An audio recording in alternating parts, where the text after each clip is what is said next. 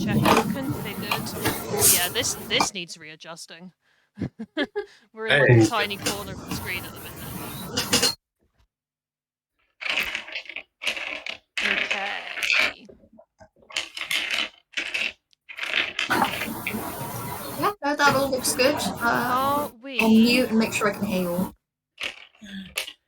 Are we visible and live? I think we should be. We are indeed. Fantastic. I love being live. Okay. Goblin time. So, I believe we're live. Hello, welcome. First of all. You're all good. I'm going to head out. Enjoy your game. Bye-bye. Bye. Okay, so welcome to this our final game of the 48-hour stream. I hope we've all survived all right this far. It is time for the Goblin Quest, the greatest quest yet. We're finishing it out with a bang. My name is Ro. You can refer to me with they, them, or he, him. And our other players here can introduce themselves as well. Yeah, hi, I'm Ben. My pronouns are he, they. And yeah, I'll be playing my characters are Kevig, Trofsana, Turmung, Inik, and Blenderhik. So, yeah, there you go. They're pronounceable. Uh-huh. I'll give it a go.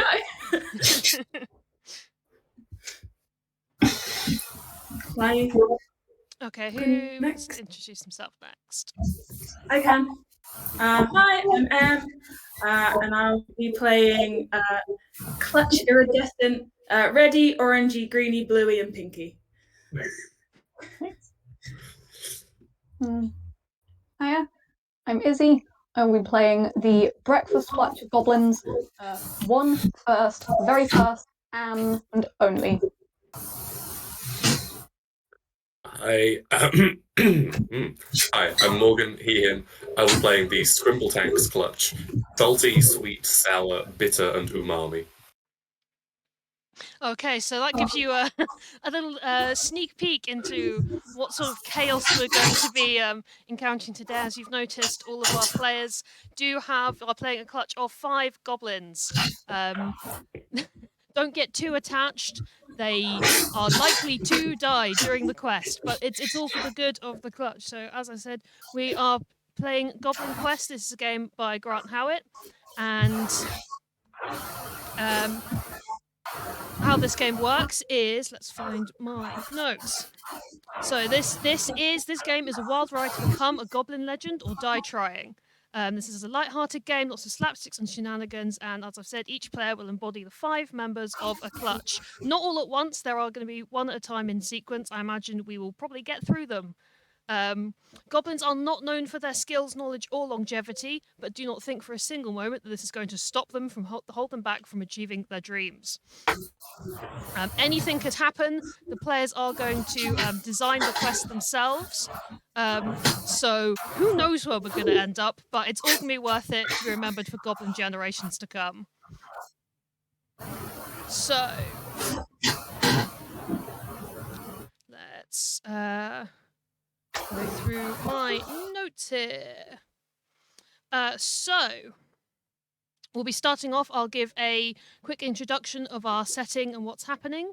And after that, the players are going to build a multi-step quest for which I have... unfortunately, you won't be able to see it on the stream, but just know I will have up a lovely little quest tracker so we can keep track of where everyone is. Then we're going to attempt to complete the quest. We'll see how that goes. And at the end, we'll have a nice epilogue section to recap the journey we've been on. So, you are residing in the Great Battle Camp.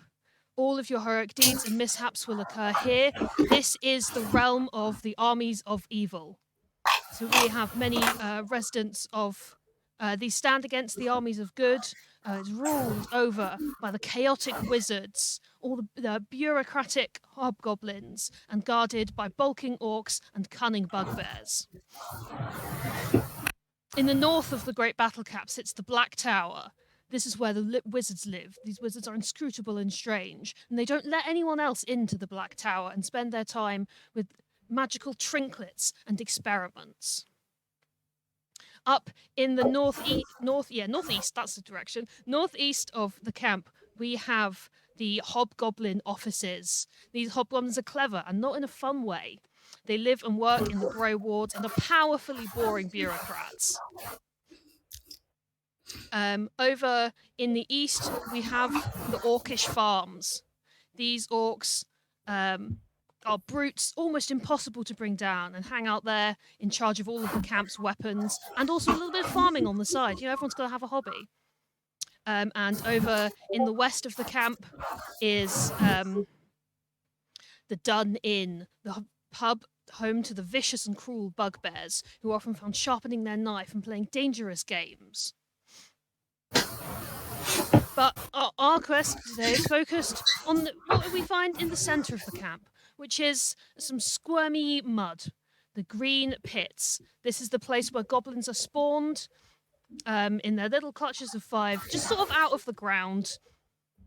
I mean, supposedly the wizards say they know how this happens, but it's beyond any of us. The goblins themselves have, very limited understanding of what goes on in the camp. Goblins are fundamentally foolish, weak, and unskilled. But that is, like I say, not going to stop them from their quest. So we see as you've introduced already, we have our 5 clutches that have just been pulled out of the ground and are ready to go on a quest together.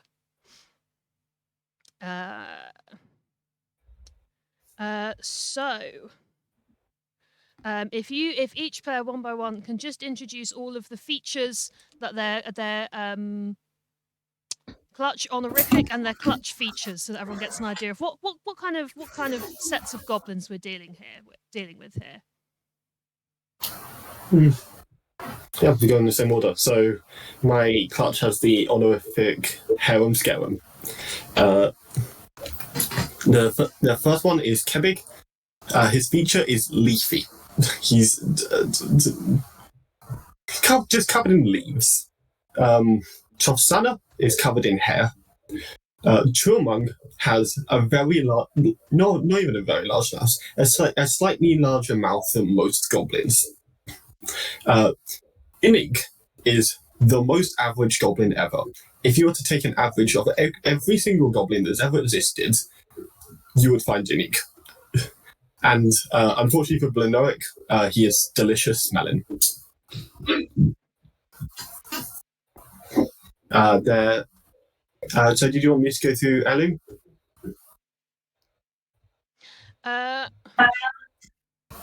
Oops. Sorry, my Discord just had a little moment there. Yeah. Did you want me to cover their heirloom as well? Yeah, if you do their heirloom and their clutch quirk as well, please. Yes. So their heirloom is the flip-flops of destiny. Definitely not just flip-flops they found over there. And their quirk is that they are constantly bouncing out of time with each other.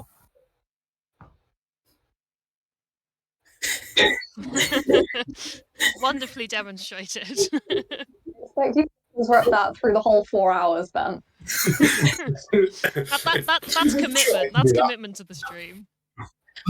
Quick, let's get you a trampoline ASAP. First week, so I won't be doing that.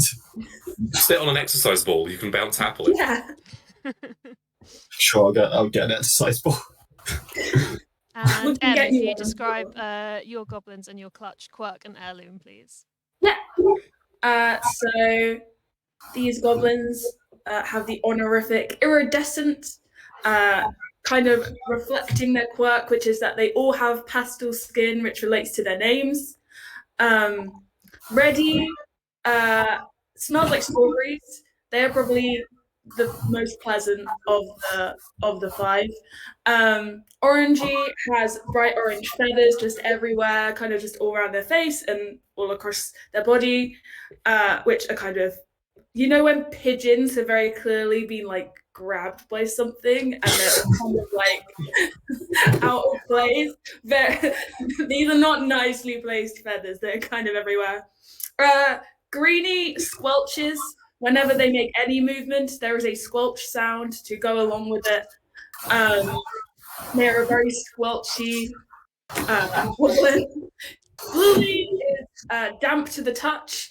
Again, if you touch any part of them, whether it is their hands or their face or literally any part, they are just damp. Pinky has candy floss hair, which sounds like it would be lovely, except candy floss is obviously very sticky, so it's kind of just full of detritus.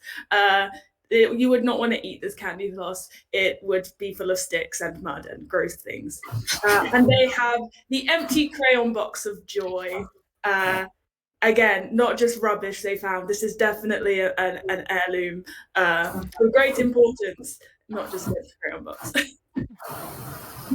And their what's their overall quirk that everyone in the clutch has?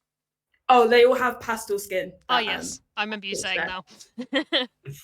I did it in a weird order, don't worry. No, it's fine. I'm also checking on the stream, so don't mind me.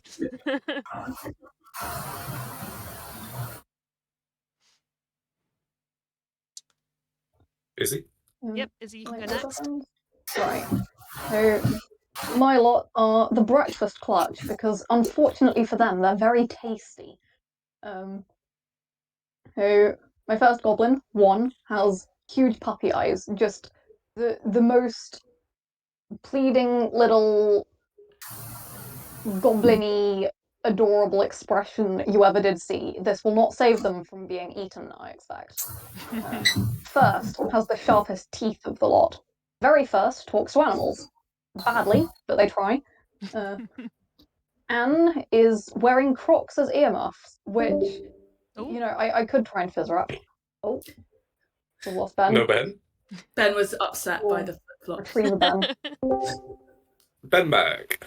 Hey, Ben, return. Yep, sorry, my Discord kind of broke a bit, but I have returned. Cool. You were so upset at the thought of a goblin wearing Crocs as earmuffs that you just had to leave for a moment. And finally, my last goblin doesn't smell. That is their defining feature, which probably tells you more about the rest than it does about only. As a group, their ancestral heirloom is the glasses of seeing, which is actually a pair of drinking glasses, which aren't really that clean.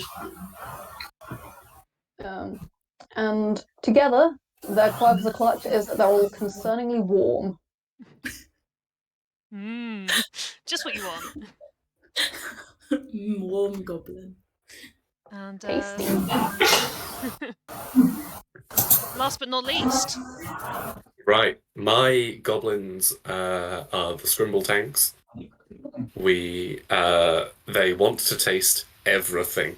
They are bitey and they are licky, and I'm sure this will have no problems with the goblins that are very tasty. Oh no. Nothing could possibly go wrong here. Not at all. Their heirloom is the cast iron pan, which they believe can cast spells. It's unclear whether it actually can, but maybe if they believe hard enough, it will. Salty yearns for the ocean. Sweet is surprisingly kind. Sour is angry and resentful. Bitter is exceedingly polite and slightly German. And umami is ridiculously suave. Wonderful. So as there we have our assortment of goblins. Now, the goblin battle camp. Oh dear, the Great Battle Camp is a place where rumors travel like wildfire, and wildfire spreads like rumors. You've heard tell that the wizards have put up magical wards and barriers towards the southwest. This is very unexpected, as the wizards rarely leave the safety of the Black Tower, and most of their magic is done up north in the magical explosion testing grounds. An old goblin legend talks about the existence of a mysterious hole in this same southwestern region. No goblin has ever found it before, but you aren't just any goblins. You're going to be the greatest there's ever been. So, how we are going to start this is, we are going to create our quest. So, reverse our quest. You need to together decide what is your overall quest, based on the little quest hook I've given you there. I mean, we've got to find the hole. I assume Here, we're gonna find the We have to find the hole. I must find the hole. Find the hole. Yeah. Yeah, that is my Goblin's quest. There are two holes, in fact. There is the mysterious hole and the not at all mysterious hole. I don't believe they have a preference, they just want to find one of the holes. We've got to find the mysterious hole. I imagine it tastes unique. And so, to complete this quest, the quest is going to occur in 3 large parts. We want 3 overarching steps, like sort of broad steps that you can take that will end up with you locating and investigating this mysterious hole. Bearing in mind that each of these 2 steps, we are going to narrow down some achievable goals inside of each one. But so we just want 3 sort of your broad, this thing, then we do this thing, then we do this thing. Bearing in mind that the wizards in the Black Tower have set up some sort of runes and wards around the hole, so you may want to, at some point, take a visit to the Black Tower in aims to potentially disable these, or any other ideas you may have to get past this. I was about to suggest we go speak to the wizards and see what they know about the hole, if they can direct us towards it. Mm-hmm. We speak to the wizards. And if they've got wards, then even better. We can talk to them about disabling wards, or just sneaking through somehow. Mm-hmm. Jump in and get in launched. Maybe we can be airdropped. Yeah. Mm-hmm. We'll So get the eagles. There's no eagles. None that you know Oh. of. Okay, so it sounds like probably your first task you want to do is probably getting into the Black Tower, because it's quite a well guarded place. There's quite a lot between you and the tower. So I think we'll say task 1 is get inside the Black Tower. Mm-hmm. And then task 2 will be your sort of ask the wizards about the hole.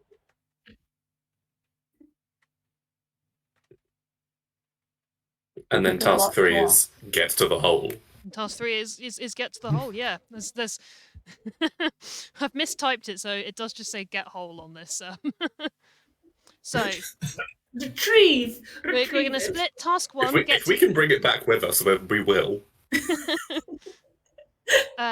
So task 1, get inside the Black Tower. We're going to do in 3 steps. So we're going to think of your 3 steps of getting inside the Black Tower. So between you and the Black Tower is the unquenchable fire pit, the magical explosion testing grounds, and the many locks they put on the door. Oh. So I'd imagine if you have any particular way you wish to get around those, feel free to suggest that as a step. My goblin's expertise is in sparkly explosions. So I think the magical explosion testing grounds I would quite like to go visit and see what explosions they do and whether I can also do those explosions. And potentially you can take some of those explosives and use them to unlock the many locks. Exactly. And you can also test the quality of the explosions. Are they sparkly enough? Exactly. Are they sparkly enough? Quality control. They're testing grounds for a reason. So I think we're going to put so stage 1. We're going to say traverse the testing grounds. Stage 2 is going to be sort of investigate or steal explosions. Mm-hmm. Hey, everyone was pre-warned that this was going to be nonsense. And I guess stage 3 is then you're blowing up the lock on the door. Is what it sounds like you've suggested, yes? Yes. Magic can be defeated by explosives, right? I think so. Okay, so then task 2 is asking the wizards about the hole and making sure there's no wards in your way or finding out how to get past them.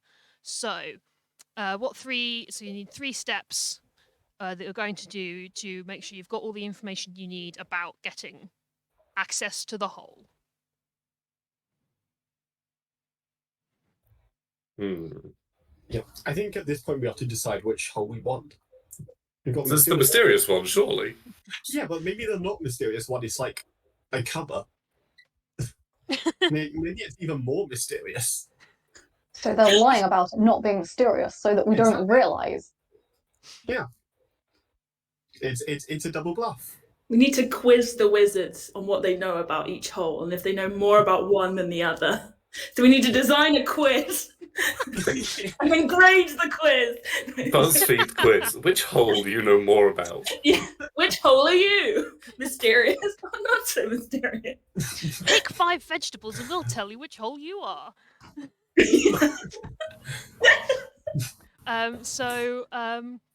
I think also, first of all, it's a huge tower. I think step 1, I would recommend you locate a wizard. Yeah, find a wizard. Yeah, good step. Find a wizard. Now, if I were a wizard, I'd be at the top of the tower. That sounds like a lot of steps. Then stage 2 sounds like you're going for quiz the wizard? Yeah? Wizard. That's what I'm getting from your discussion. We don't. And then stage 3, so you've located a wizard, you've quizzed this wizard. Step 3? Escape. Escape the tower with our lives. Escape the tower. Run. Hey, it's a reasonable step. It's a reasonable step. Because as Hannah says, we blow up the door and then walk in and ask them questions. I think they're not going to be too happy. And we may need to flee rapidly. Okay, and then task 3, get whole. So what 3 steps are we thinking for this one? Approach hole. Bypass barriers. Hole. I think this Hole is jumping. I have to diverge because the Heaven's Gate Clutch, their one goal is to jump in the hole. Stage 3, jump There's in the nothing hole. saying I the mean, you rest could of us try can't it. do that. Final step is just interact with hole in whatever way we choose fit. Interact with the hole. Which I'm very much looking forward to, because you'll be pleased to know I have made a random roll table for what the hole does. So I've built chaos into the chaos. Okay, so we have our quest. So each stage of our quest will have a difficulty rating that I've written down already. Some stages of your quest may have some misfortunes that appear, and I'm just going to find the page in this lovely rule book. And I'm just going to roll. Now that I know what your quests are, I can make sure that the misfortunes you may interact with at least make some semblance of sense with what's going on. So just going to roll these quickly. We've got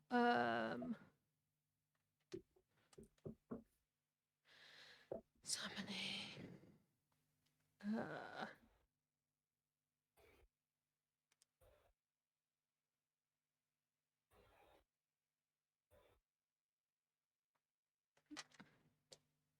Oops, throw my dice off the desk in a That's a fantastic pirate hat, Morgan. Thank you. Unfortunately, this is for my first goblin only. Oh, saucy fella. Salty yearns for the ocean. I think I have a lot of glitter in my mouth, which was not intended, but Oh dear. certainly How have you achieved this? that's the real explosion, is when I shoot glitter out of my mouth.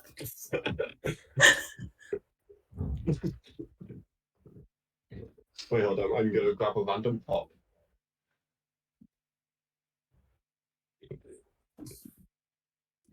Random pop was under just over there. Hey. Yeah, like a leafy. Does anyone have any pretty dice? I have some big dice. I've got a pretty dice. I have a lot of green dice. Okay, I also so have 5 regular dice. I like this one. We Sword's are very now shiny. ready to begin our quest. Oh my word, I've zoomed in my notes way too far. Let's zoom that back out so I can actually read them. Planned. Into goblin size. Okay, so we are going to start off with Task 1, Stage 1.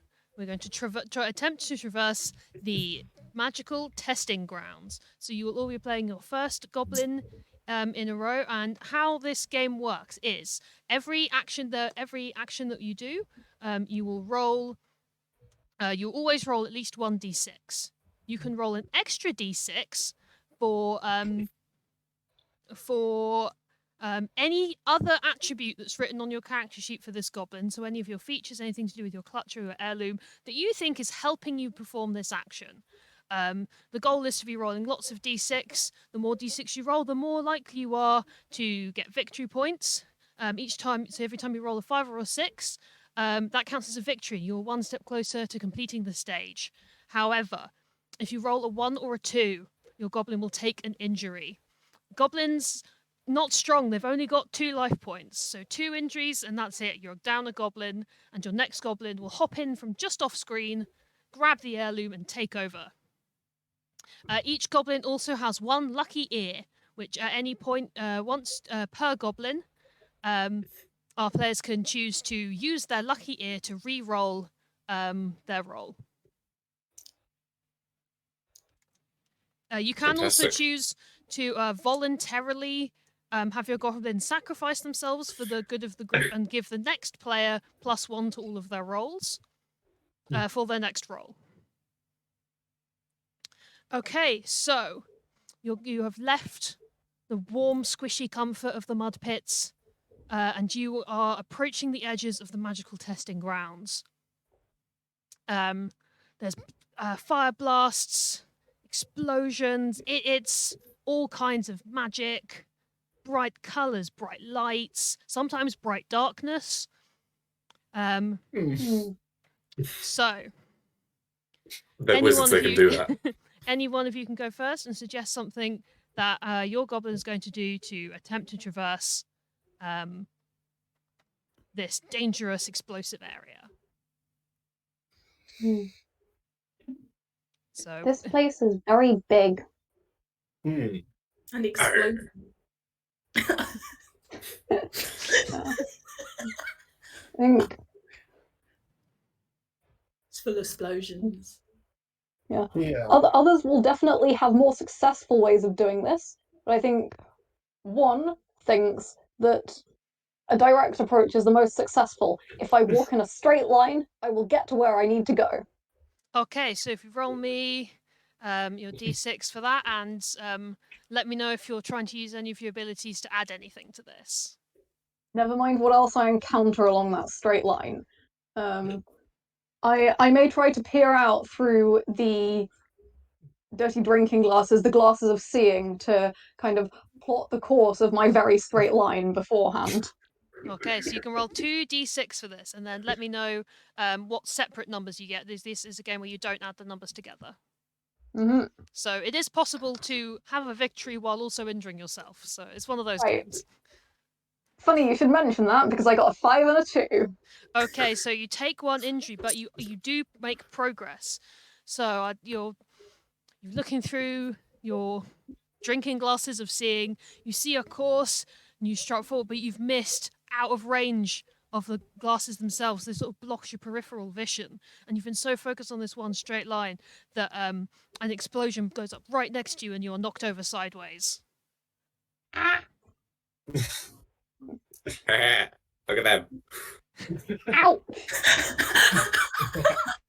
We shouldn't do that. My foot! Oh, uh-oh. We've lost them. Man overboard. Another goblin The explosion exploded. was too much. Discord couldn't take it. No. Oh, it exploded directly underneath them. Just all 5 of them wiped out at once. Oh dear, that's gonna cause problems the rest of this game.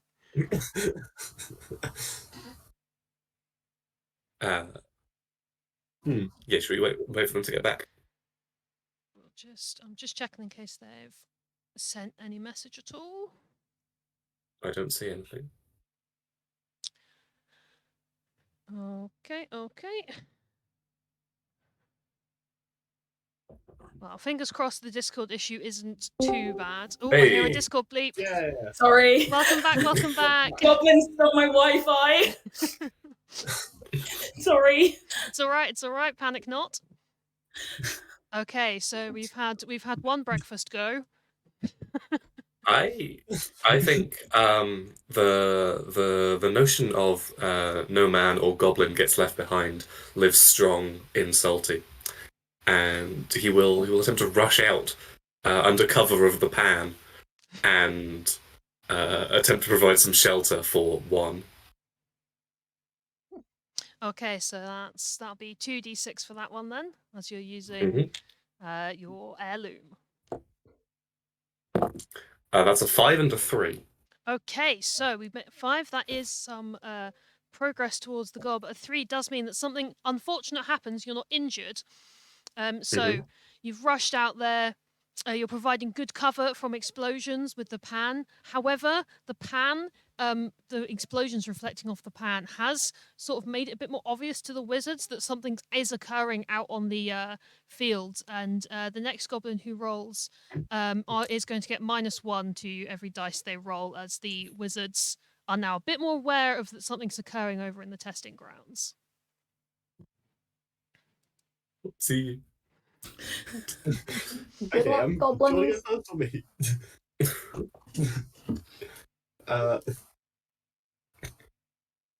Yeah, Kevik is also going to. This philosophy is quite good. No goblin gets left behind.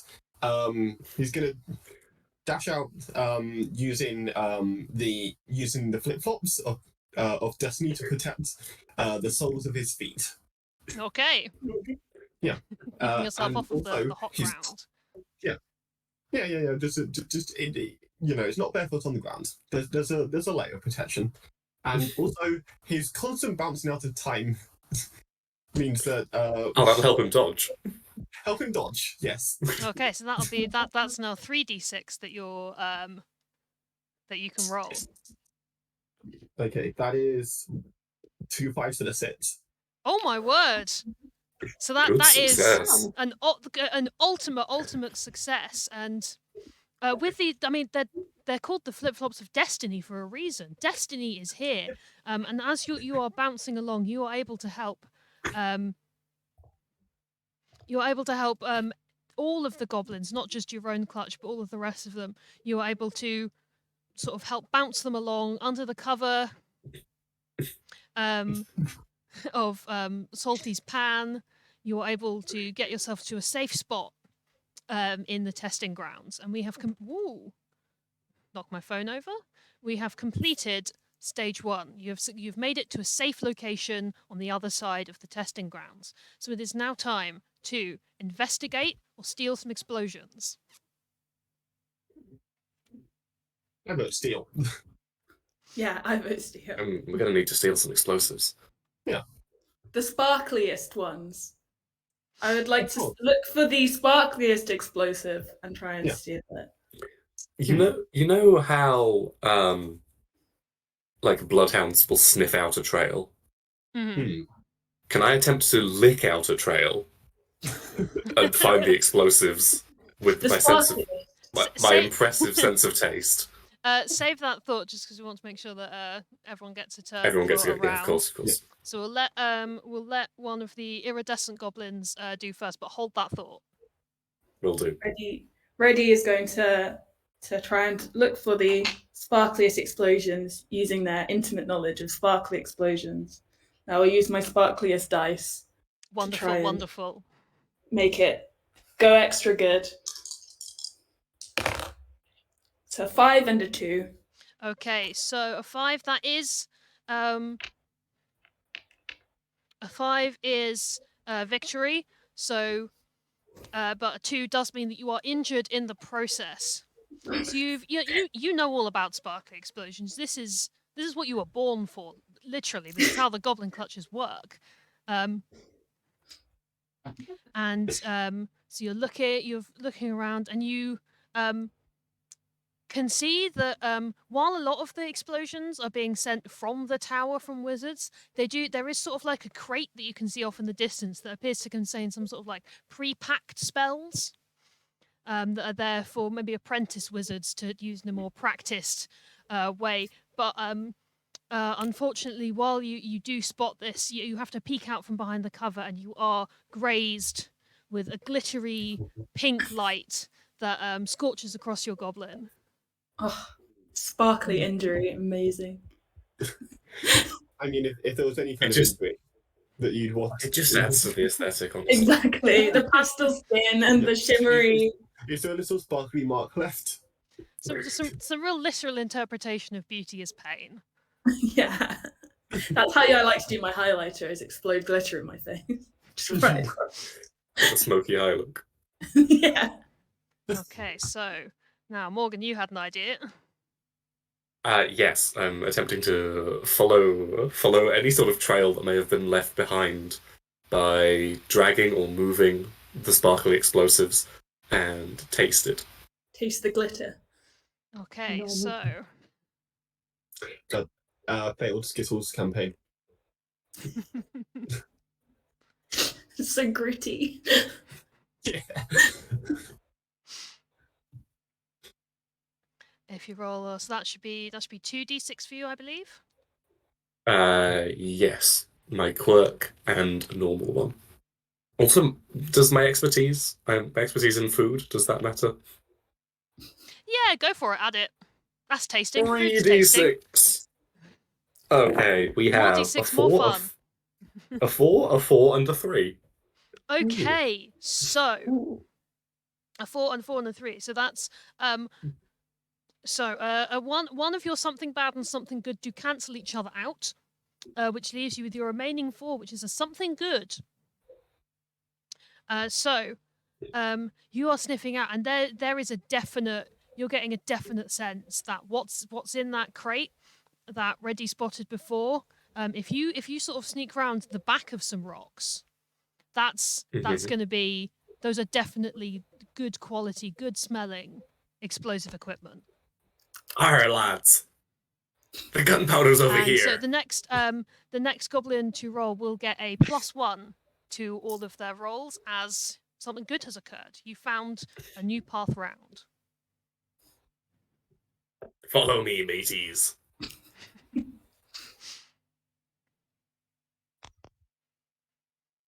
think let's go next. Okay. Get those explosions. So you now have a thing to look for and a route to head towards it. And we've got 1 out of 4 on our victory points for this section. So the more dice you can convince to roll, the closer we're going to get. And definitely, we don't need to think about what else could happen when you roll. It's No, going to be fine, all I'm victories from sure. here on out. We'll be Yeah. fine.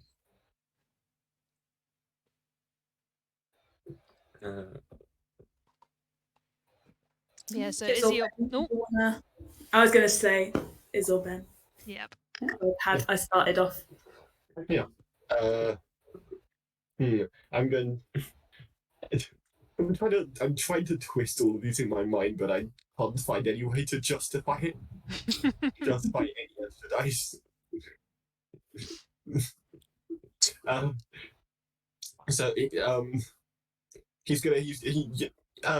Kevin is gonna, everyone else has done all the investigating. We know exactly what to do, so he's just gonna get out there and push.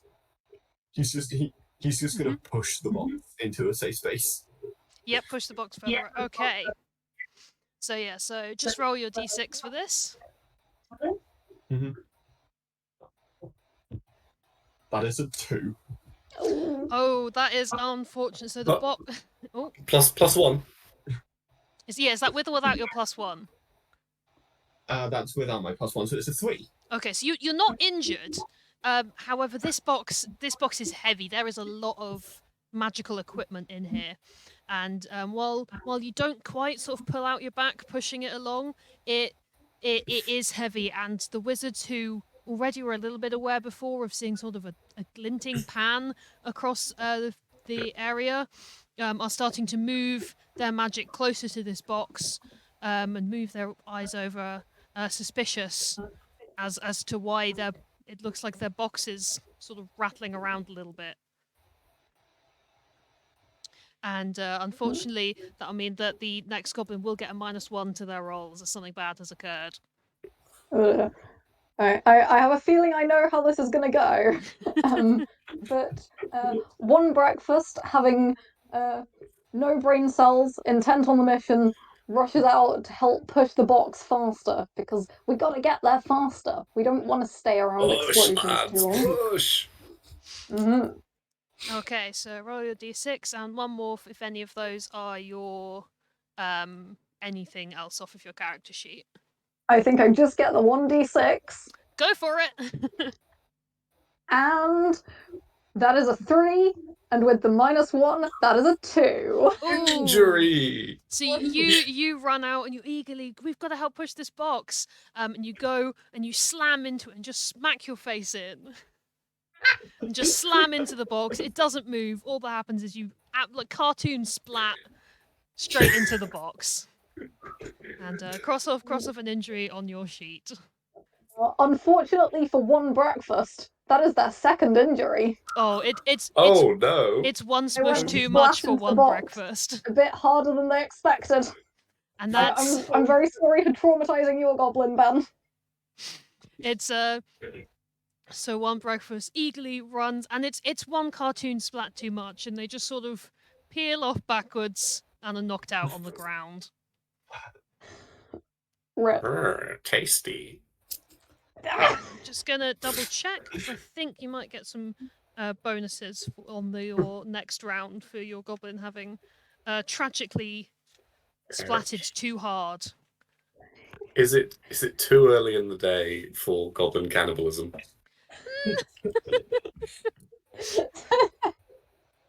I mean, it is lunchtime. It is lunchtime. You can have a bit of a nibble. Okay, so we're to still fuel you before your next attempt at pushing the box. Yeah, a little bit more energy. Yeah. So we are still attempting to steal these explosions. So now that one of each of you has had an attempt, feel free to. Doesn't have to be the same order. Can be if you want it to. Anybody who's got a suggestion of what they want to do next, go for it. Can I you know when you sacrifice a goblin, do they have to have both? Can that be a slightly injured goblin already, or is it meant to be one? No, a goblin at any point can feel free to sacrifice themselves for the cause. Okay, ready after the death of their comrade will try and make a distraction to make the wizards not look at the box, and will go and stand on a different explosion and make it sparklier to try. An honourable end. So whoever. Oh yeah, the other thing you can do. Don't forget you have your lucky ear, which is 1 for each of your 5 goblins. So if you roll abysmally, do remember you do get 1 free reroll. No, we could still have one breakfast. Because there were no brain cells intent on the task at hand. So I think Gotta respect it. So yes, you're still gonna go for Reddy's noble sacrifice. Yeah. Okay, so Reddy bravely in the sparkliest, they exploded doing what they loved, exploding sparklily. And the next goblin, excuse me, will get +1 to all of their rolls. So roll good, please. So clearly moving the box hasn't worked so far. It might just be simpler to take a couple of them out of the box. Mm-hmm. We're thinking the same thing. Yeah. So Kevin's gonna he's by the box already. He's gonna jump up on top of it, grab an armful of explosives and run. Okay. And can you add anything off your sheet to try and get you some more dice to roll in the hopes of greater success? His constantly bouncing gives him an extra boost up, Yep. and so will his flip flops. Cool. So roll. The flip flops give that much height. You've got Air Jordans flip flops. Yes. Brilliant. Roll your 3d6 for me, please. And remember to add 1 to each one. That is a 3, a 3, and a 5. Well, hey, there is a success. We got a But two success. bad things happen. Well, no, the only it's whichever balances out overall. So it is still, fortunately, just one bad thing, Okay. and is saved by the +1s from immediate obliteration. So Yeah, so, so you no, this is good. Thanks to the +1. If I hadn't had that +1, Kevin would have died instantly. so you bounce up and you reach in the box, and it's quite a tall box. It's built for the wizards, and they're quite a bit bigger than the goblins are. And so you're bouncing. You do manage to throw the lid off of the box, but this is going to really attract the attentions of any wizards looking over from the tower. And so the next roll is going to get some -1s to it. No, fair enough. Those wizards must be looking down and just going, what? Yeah, the wizards are perhaps starting to get a little bit suspicious at this point that something may be occurring outside. No, fair enough. Don't know why. I think we're being very sneaky. You're being so subtle. So we have explosives out of the box now. You've got the lid of the box open, but you've not quite got Right. all of your explosives yet. Okay. Are they like fireworks on a stick or C4 or what kind of thing? There's sort of an assortment in there. There's some sort of pouches of powder. There's a couple of things that look sort of firework-esque. Okay. Some of the things are just sort of scrolls. I mean, it's all wizard Intriguing. nonsense, really. So yeah, some pouches of powder, some scrolls, some firework-looking things, a couple of things that sort of look like gems, but a little bit hazy. There's a real mix in here. Okay. Okay, well I've got 2 ideas. Mhm. And I'd like to get some opinions. Idea the first is just scooping up a whole bunch of explosives in my pan and running away with it. Idea the second is attempting to launch some fireworks at the wizards, so they stop Ooh. bothering us. A bold move. But If you do idea the first, you have to be tossing them the whole time. That's non-negotiable. idea the second feels like a risky game for a group who are about to go and attempt to quiz a goblin. A goblin or wizard? You make a very good point. Yeah. I look Maybe- sadly at a firework.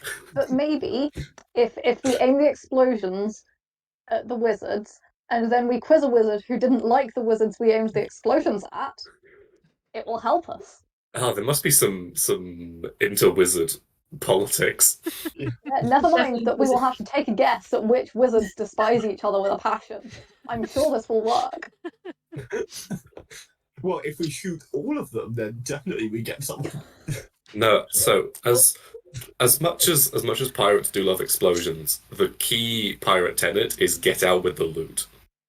So Salty is gonna scoop up as much explosive in the pan as possible and just out of the box with it. Cool. So I'd say you're definitely using 2d6. I think you can probably argue with 3d6 that you know Salty yearns for the ocean. They yearn for the pirate code. So Absolutely, they do. I reckon we can give you 3d6 for this one. Thank you. And I'm -1 to all of them, right? Yes, you are. Unfortunately. Okay. Well, And if it goes too Oh, poorly, dear. remember no. that you have your lucky. Oh my word! Oh! Whoa! 666. that's 3 6s. Maybe this pan is magic. Even with the -1s, that is 3 victories, which is more than enough to complete this stage. Great success. On the backs of your dearly fallen goblin buddies. No. With the smell of strawberry that really just wafted. Yeah, the smell of strawberry fresh in the air. You hoist your cast iron pan aloft, and you scoop. And my words, do you scoop? You've got a sort of improbably balanced, teetering pile, but you've got them. You have stolen enough explosions that you think you can really blow up maybe more than just the lock on the door with this many. You've really taken a good chunk of these explosives. Away, lads, away! So now we're on Yo-ho-ho. to stage 3. It is now time to take these explosives and attempt to blow up the lock on the door.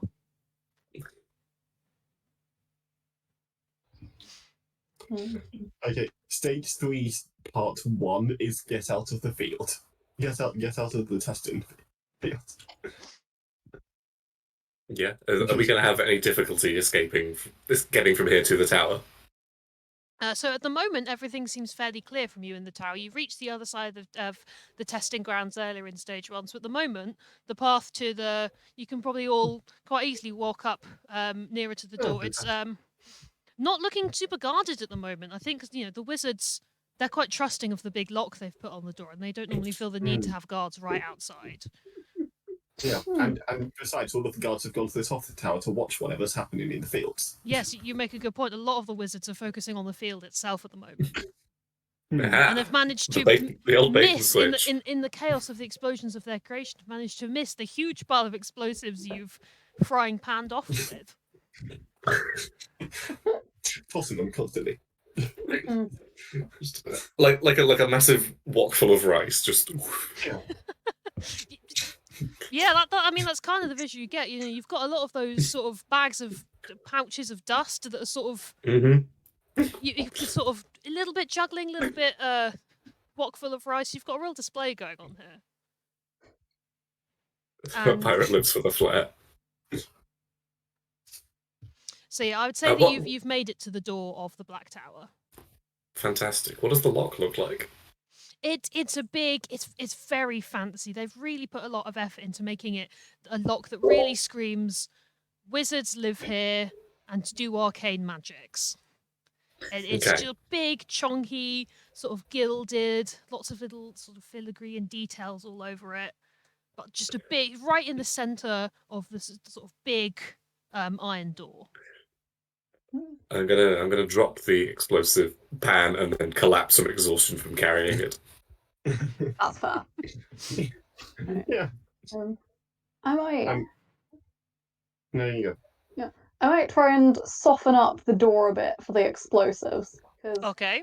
first, the newest of the Breakfast Clan has the sharpest teeth of the lot. So they might try and gnaw on the lock a little bit to either soften it up for the explosives or make a bit of a dent where we can push the explosives so that they go off closer to the door. Okay, This goblin brilliant. just wants to choose things. That sounds like that's going to be a nice 2d6 for you there. Mm-hmm. Right. Good luck to first breakfast. Let's hope you have better luck than one breakfast. And that is a 6 and a 1. Okay. Have more dramatic luck. That is one success. Unfortunately, you are once again injured in the process, and so you go to bite, and you really get in there, and you do sort of make some little scratches and dents. The lock's not looking as shiny and pristine as it was before, but it's made of magical metals, and that is gonna hurt your mouth. Goblin mouths, they're built to eat a lot of things. Metal's not one of them. So unfortunately, you do sort of. It is quite painful to your jaw to gnaw on this lock, but you have made some scratches in it. It's not looking as pristine as it was previously. My teeth. Ouch. My teeth hurt. Your teeth. My teeth. My teeth. Bone hurting lock. Ow. And as you've been doing this, you all suddenly become aware that crashing around behind you are 2 bugbears. They're way bigger than you are. Big, hairy, lots of claws. Who have clearly have come from the Dun Inn, they're looking for a laugh. And one of them calls out, "Oh, hey, Clank! Are those goblins over there? Do you Do you fancy a game of football? Oh, Spanner, yeah. Oh, this is going to be. We should definitely get these for football to be a great laugh. Wizards hate it when we play football outside the tower. Yeah. Oh, yeah. So Indeed. you are now also going to be trying to avoid these two bugbears, Clank and Spanner, from playing football with you while you try to blast the door open. This is the first of many misfortunes you will encounter. Don't want to be a football. Yeah. Again, Kevin's gonna stand there, looking as brave as he can, and he's gonna say, "Okay, did I hear that what you want more than anything is to annoy the wizards?" What? Are you talking back to us, Goblin? Yeah, I'm talking to you. I've got a proposition. I've got a deal. Negotiate with the bugbear. I mean, I'm negotiating with the bugbears. I've got a deal. negotiation sounds like a bet to me. What Spanner? Do you think we should listen to him? I think you should. Tell us what it is, and then we'll see. Yeah. We'll see. I mean, if we don't like it, we'll kick you about anyway. Yeah, that's fair enough. Okay, so if you want to play football with us because the Wizards hate it, do you know what the Wizards will hate more than you playing football with us? They'll really, really hate it if you block their door. Okay, so I think you're definitely gonna have to roll to convince Persuade. these bugbears. So that's at least 1d6. Are any of your features or quirks going to help you? Do you think they're going to help you in persuading these bugbears? I think the flip-flops of Destiny are going to give me a tiny bit of height to seem more authoritative. Okay, so 2d6. Fantastic. Oh, and my honorific Helm's Gelum is chaotic. This is contributing towards the chaos. Yeah, I'll let you have that 3d6. Go for it. Yeah, fantastic. That's 2 6s and a 3. Okay, so 2 6s is 2 victories towards your ultimate goal of blowing up the door. Right, well,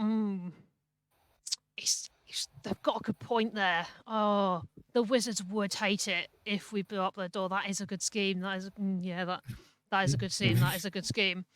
But how about this? I've got a deal for you, Goblin. If you let us just sort of kick you about a little bit first, then we'll help you with this door. That seems like a fair deal because as with your 3, something bad has occurred, and the bugbears are gonna sort of try and sort of tussle you about. You don't get hurt. You've not taken any injuries, but it's not a pleasant experience to be sort of shuffled about by the bugbears while they agree to your deal. So, and the next goblin to act is going to get a -1 because it's quite disorientating being kicked about like a football. You're not injured though, which is better than most games of goblin football end up. I always wanted to be a cannonball.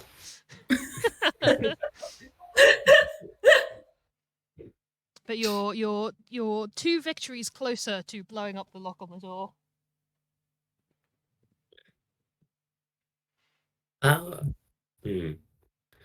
Do we have any way of lighting these explosives? That's a bit of an oversight. You've not really got anything on you, but these items are magical, and so especially as the iridescent clutch, they do have their expertise in explosions. Would perhaps be able to investigate, see if they can find out how any of these magical items could be set off. Because some of them are just like scrolls or like a bag of gems. I can have a look. Or Orangey can. I wouldn't know. In real life, I do not have an expertise in finding explosions. Don't limit yourself like this. Of course you could have in real life. Sorry, yeah. And then if this doesn't work, I can just keep shouting words at them until they go. Magic words. I don't think I have anything else I can do. Yes, that'll still be 2d6 because you're using your expertise. Yeah, I don't think orange feathers can help me out here. That's a 5 and a 4 bit. We -1. Yeah, -1. Yeah, so a 4 and a 3. Okay. That just cancels out, I think. Which just mean your 4 and your 3 cancel out, which occurs to sort of something neutral. So nobody's getting any minuses or pluses for their next roll, but like you have a look and they're just sort of confusing. It's wizard tech, and you're a goblin. You weren't made for brains. You weren't made for wizard tech. Otherwise, you'd have been a wizard. And so it's just you look at it all. It's just all a bit confusing looking. Do you really? It just looks like a bag of stuff. Yeah. Nothing bad. Nothing particularly bad or good happens, but it's a bag of stuff. That's for sure. Explosions. Bag of explosions. Sure it is. Sure, it's a bag of explosions. How are the bugbears going to help us with this? So at the moment, they're just sort of they've had their fun with the game, and they're just sort of standing there being like, oh yeah, well once you've worked out how to blow this up, we'll kick the door in a bit, because once you've got the lock off, you're gonna have to open the door. So once you've worked out all this wizard explosion nonsense, we'll just kick the door down for fun. Yeah. Oh, I love kicking doors down. This is a great scheme. What do you think would happen if I chewed an explosive? I think Only one way to find out. probably A captain goes down with his ship.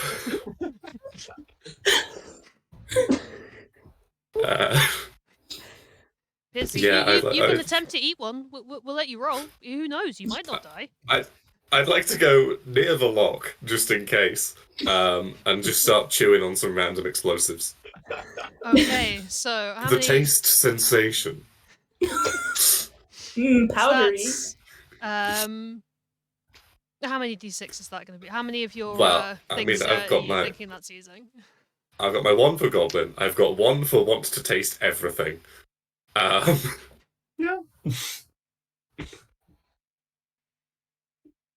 Yeah, 2d6. Wait, I have. Yeah. 2 will do. That is a 2 and a 5. Well, one of those is a victory. You are making progress. However, unsurprisingly, unless you want to use your lucky ear for a reroll, you are injured in the process. And so you take one of these. I mean, these gems, they're so shiny. They look like sweeties. Oh, surely this must be delicious to taste. And you take a big bite into it, and I mean, the good news is it blows up. The bad news is it blows up. It blows up. And so you take a bite, and there is a big blast, and you are knocked backwards and unconscious on the floor. But there is the lock is looking a lot weaker now. It's starting to get some cracks. Arr. Arr. Arr. Delicious.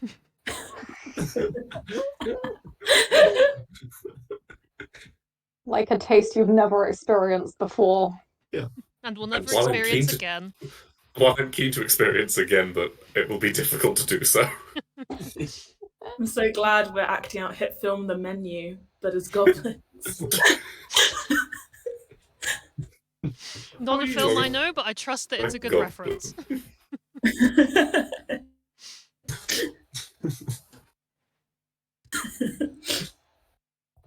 Anything for the breakfast What's the ideas? plan now? Okay, so you've got a little bit of a way off, and you've established that if you bite these explosions, they do seem to be sort of quite volatile if you break them. I think is what we've learned from this. Arr. I think first we'll try to give one of them a careful little nibble, not really crunch down on it in the same way as salty, but give it a little nibble to soften it up. And then, so you know how with magnifying glasses you can make a fire? Mm-hmm. I wonder if we can reflect light through the glasses of seeing to explode the explosions. Ooh, interesting premise. Okay, roll your... So that's... You've got 1 for Goblin, 1 for the Seeing, and... I think it's just those 2? So, Who you got 1 for the nibbling? one for biting it with Oh, sharp yeah, one for teeth. biting with sharp teeth. Yep, cool. So that's 3d6. Right. 3d6. Best of luck to first breakfast. Oh boy. Oh. That was a 2, a 2, and a 1. Do you remember you can first breakfast? I believe still has their lucky ear, Yeah. and so you They can do. have you can if Yeah. I will re-roll one of those. It won't save them, but I'll re-roll one you of can- those you in can- hopes of a success.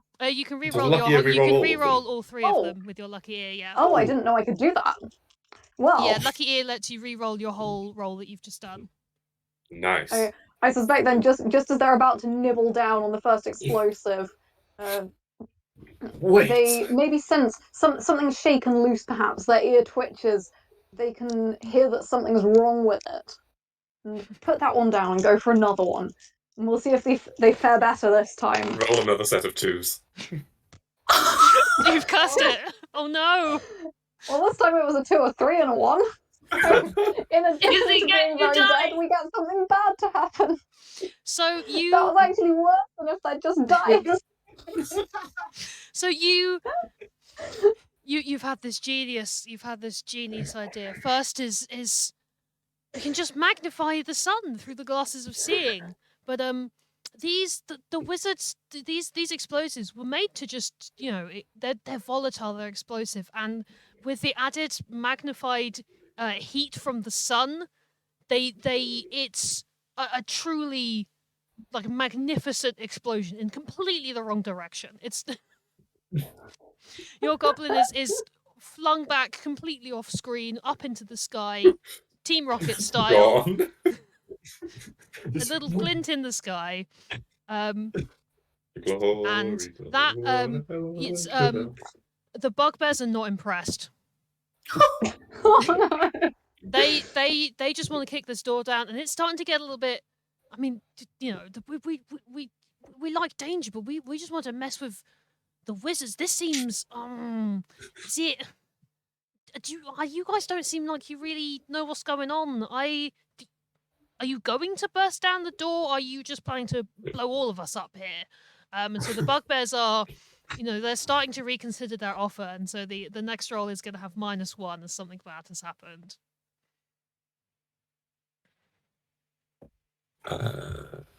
Oh dear. I have an idea, but I don't know if everyone's not gone. I don't want to take anyone's go. Go for So it. I'm not going to put anything in my mouth. A smart idea at this Boo. point. That Boo. doesn't seem to be going very well. So Orangey is going to pick up one of the gems that seem to be splody. Also used from their knowledge, and they're going to pluck 2 of their feathers out and kind of like jam them on to make it fly better when they chuck it at the Okay, door. so you're sort of adding some sort of like aerodynamic, sort of badminton Yes. Like shuttlecock some style. fletchings to But it. won't stay on because they have nothing to stick on these feathers to this rocket with. Well, you But never they know. put them on it. Just gonna lick it. Yeah, just like So we're still got the mouth in there. A little bit of mouth.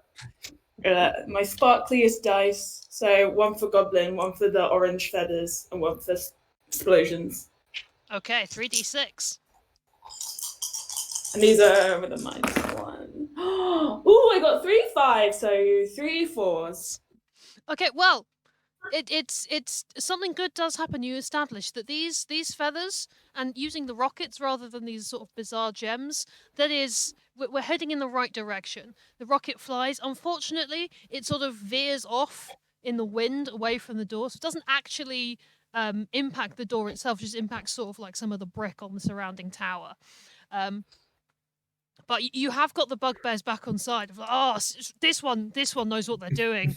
Oh, maybe this is gonna be all right after all. And they sort of maybe we should get a bit more. And they start sort of trying to kick the door. It's not doing much at the minute. They're sort of doing it sort of half-heartedly and trying to stay out of the way of any explosions. But you can see that they're getting a bit more excited again to kick down the door.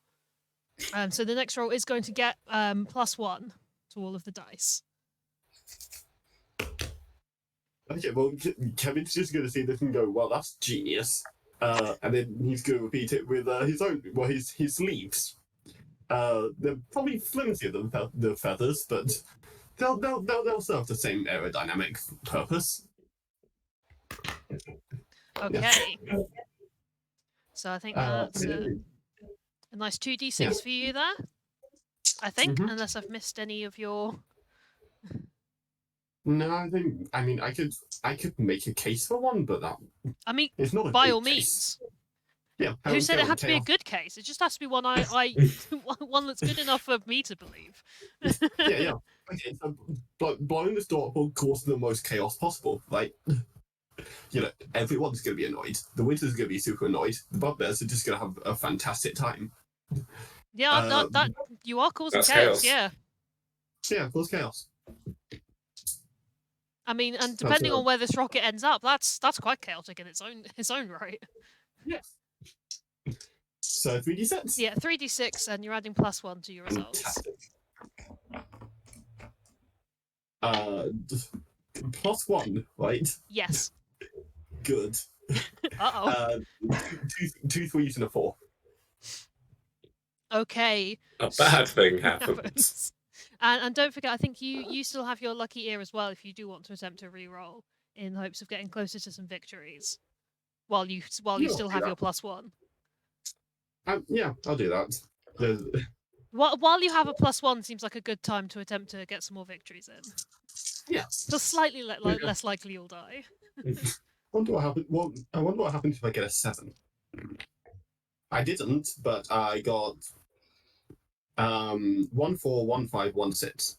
Yay! Brilliant. So that is 2 successes and a good. that's Yeah. That's not how you do tally marks, but that's fine. I can still count them.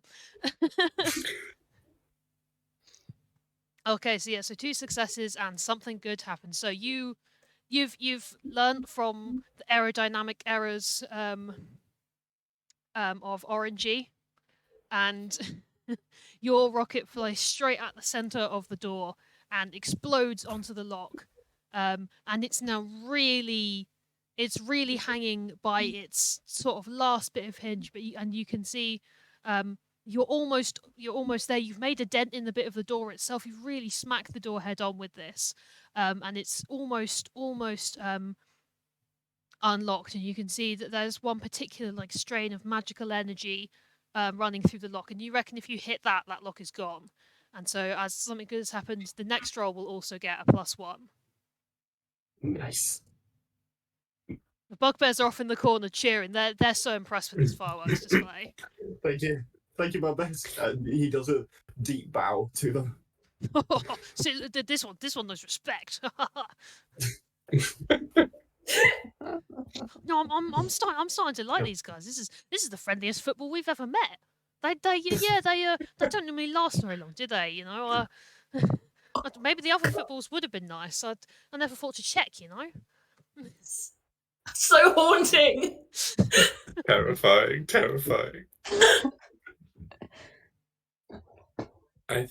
I think Salty is overcome with the desire to taste this sensation again.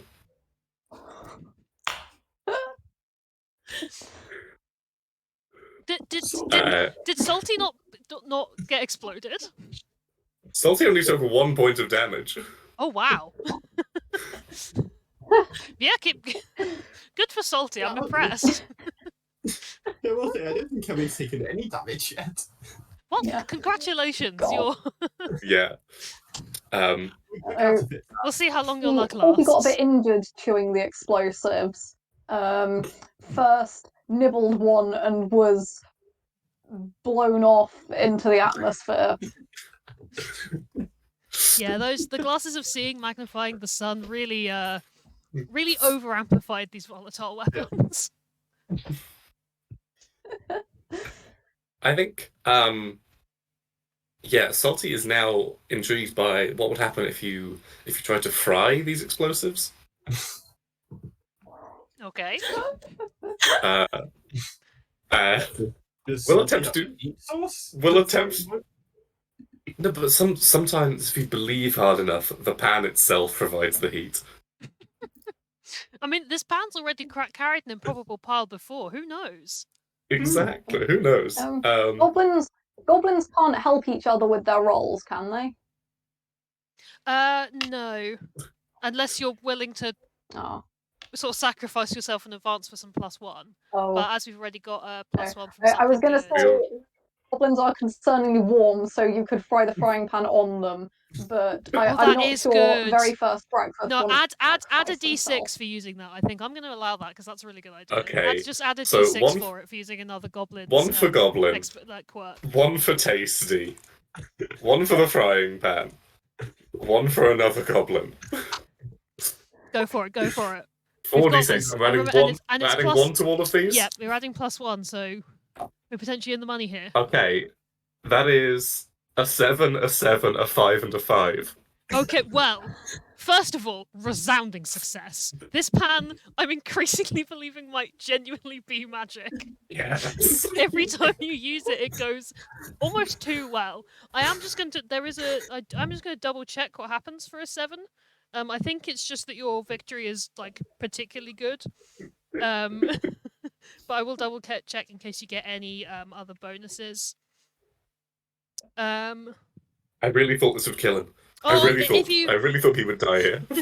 If you roll a 7, it counts as 2 victories, which means with 1 victory left remaining on this quest, you absolutely blow the success out of the water. I just got 6 victories.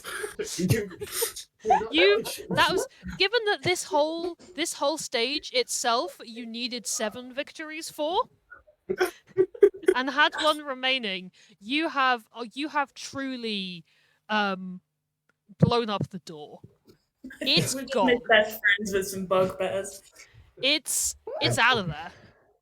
It's gone. Beautiful.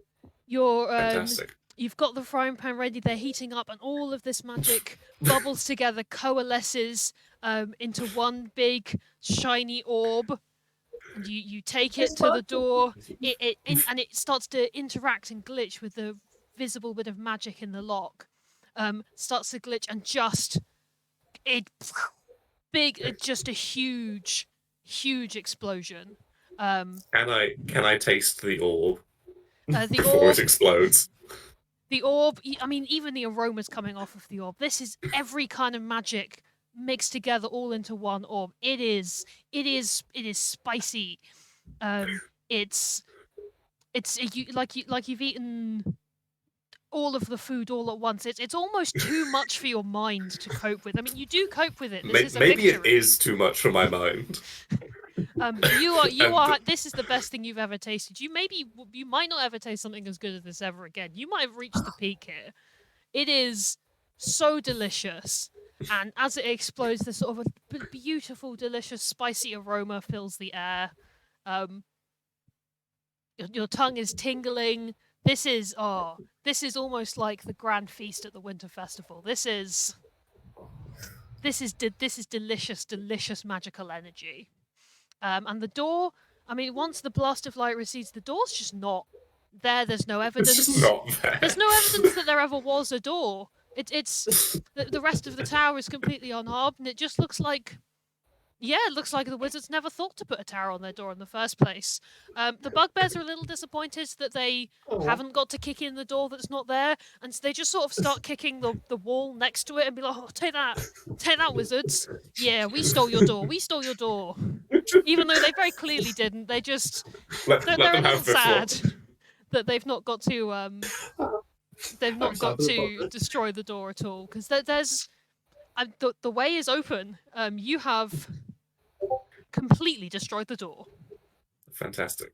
I think if you'll allow it, Salty will stay outside in a state of stunned nirvana and let the next goblin take over. Yep.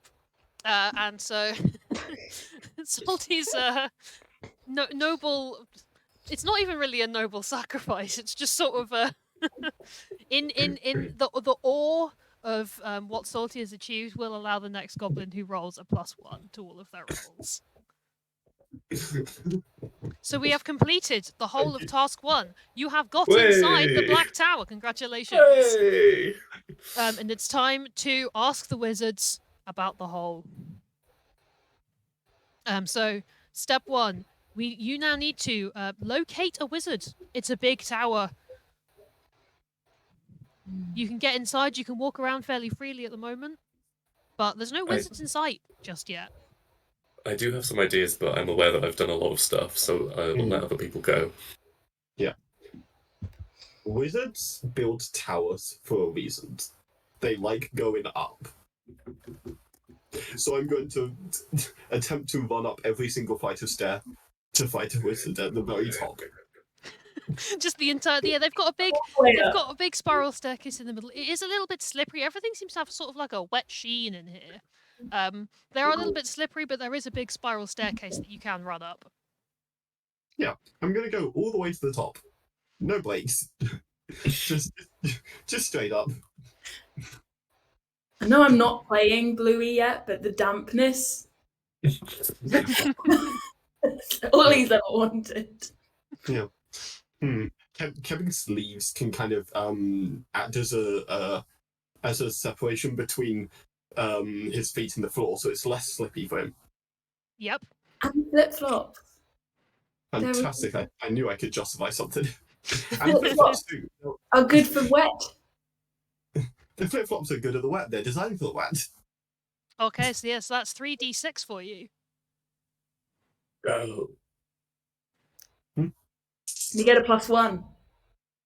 Oh, that is a 2, a 4, and a 5. Okay, so that's 1 victory. You are injured, which I think is your second injury. First injury. Oh yeah, you've not been injured at all. I'm amazed, quite frankly. Well, you take your first injury. It is, and you said a 4 and a 5. Yep. Yeah, 4 and a 5. Okay, so I mean, the lead. You succeed in making it all the way up to the top of the tower. You can hear more commotion of wizards up here. It is.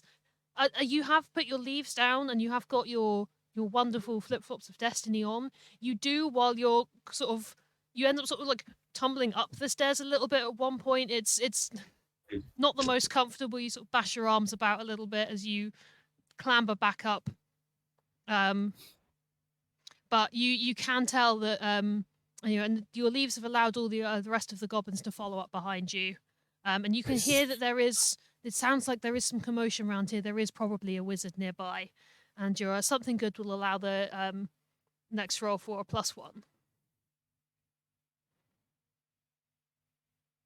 And again, it seems to be it's still very sort of quite damp up in this part of the tower still. What does the damp taste like? Is that your first question about everything? What does it taste like? It's literally my character quirk is they want to taste everything. To be fair, and I do mean everything. That is what those goblins set out to do. So yeah. It's I mean, tragically, as we've lost Salty, it's quite salty water.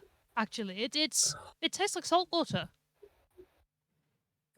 Salty would have loved this. Okay, so you're sort of up in sort of a landing area at the moment. There's lots of doors around. You sort of hear commotion behind them. Izzy, do you want to do anything before I jump? Alright. I've got an idea. So now that first breakfast has exploded off into the sun, it's time for very first breakfast. Because these goblins are in denial about how fast they keep dying, and none of them will acknowledge that they weren't the first one. You know, the ones who died horribly didn't exist. We're fine. Everything's fine. Keep the morale up. Keep the morale up. This is the size the clutch always was. Very first breakfast is the very first of the breakfasts. Of course. No one would doubt very this. first breakfast enjoys talking to animals, but badly. And, wizards, they're all about keeping animals, so I will peer around for some little critter who might point us in the direction of a wizard. Okay. So if you roll your 2d6 to see if you can find any critters up in the tower.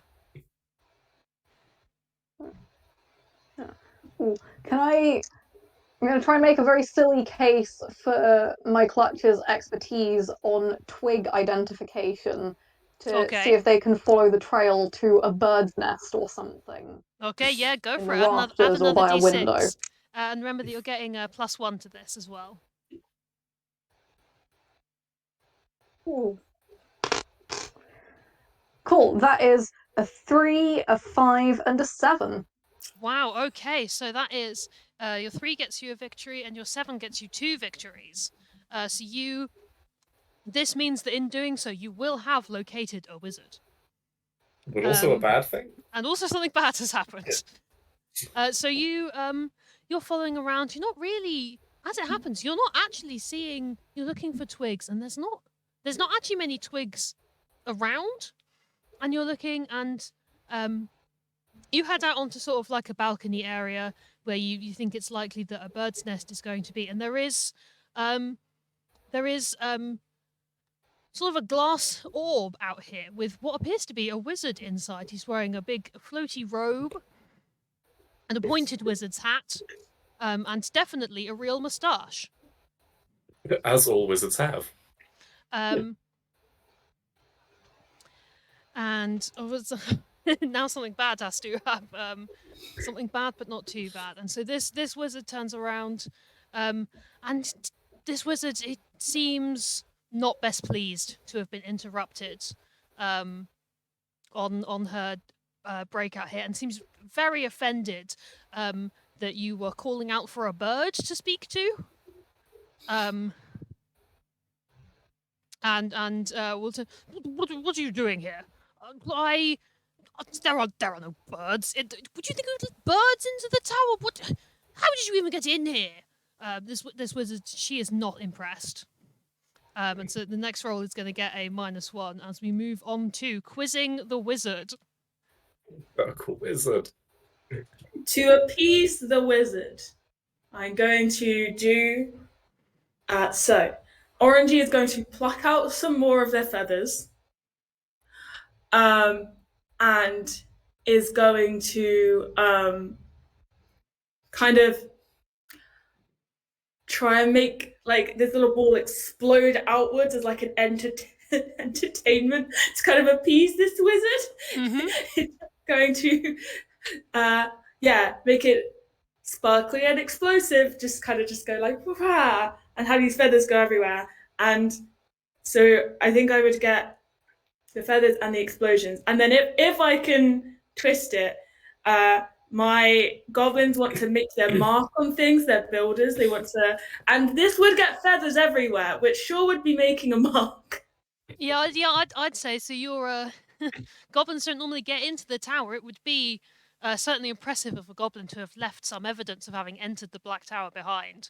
So I think that gives you a total of 4d6 to roll. You are unfortunately getting -1 to all of these, but with 4d6, let's hope we can get some high rolls in there too. Come on, dice, don't fail me now.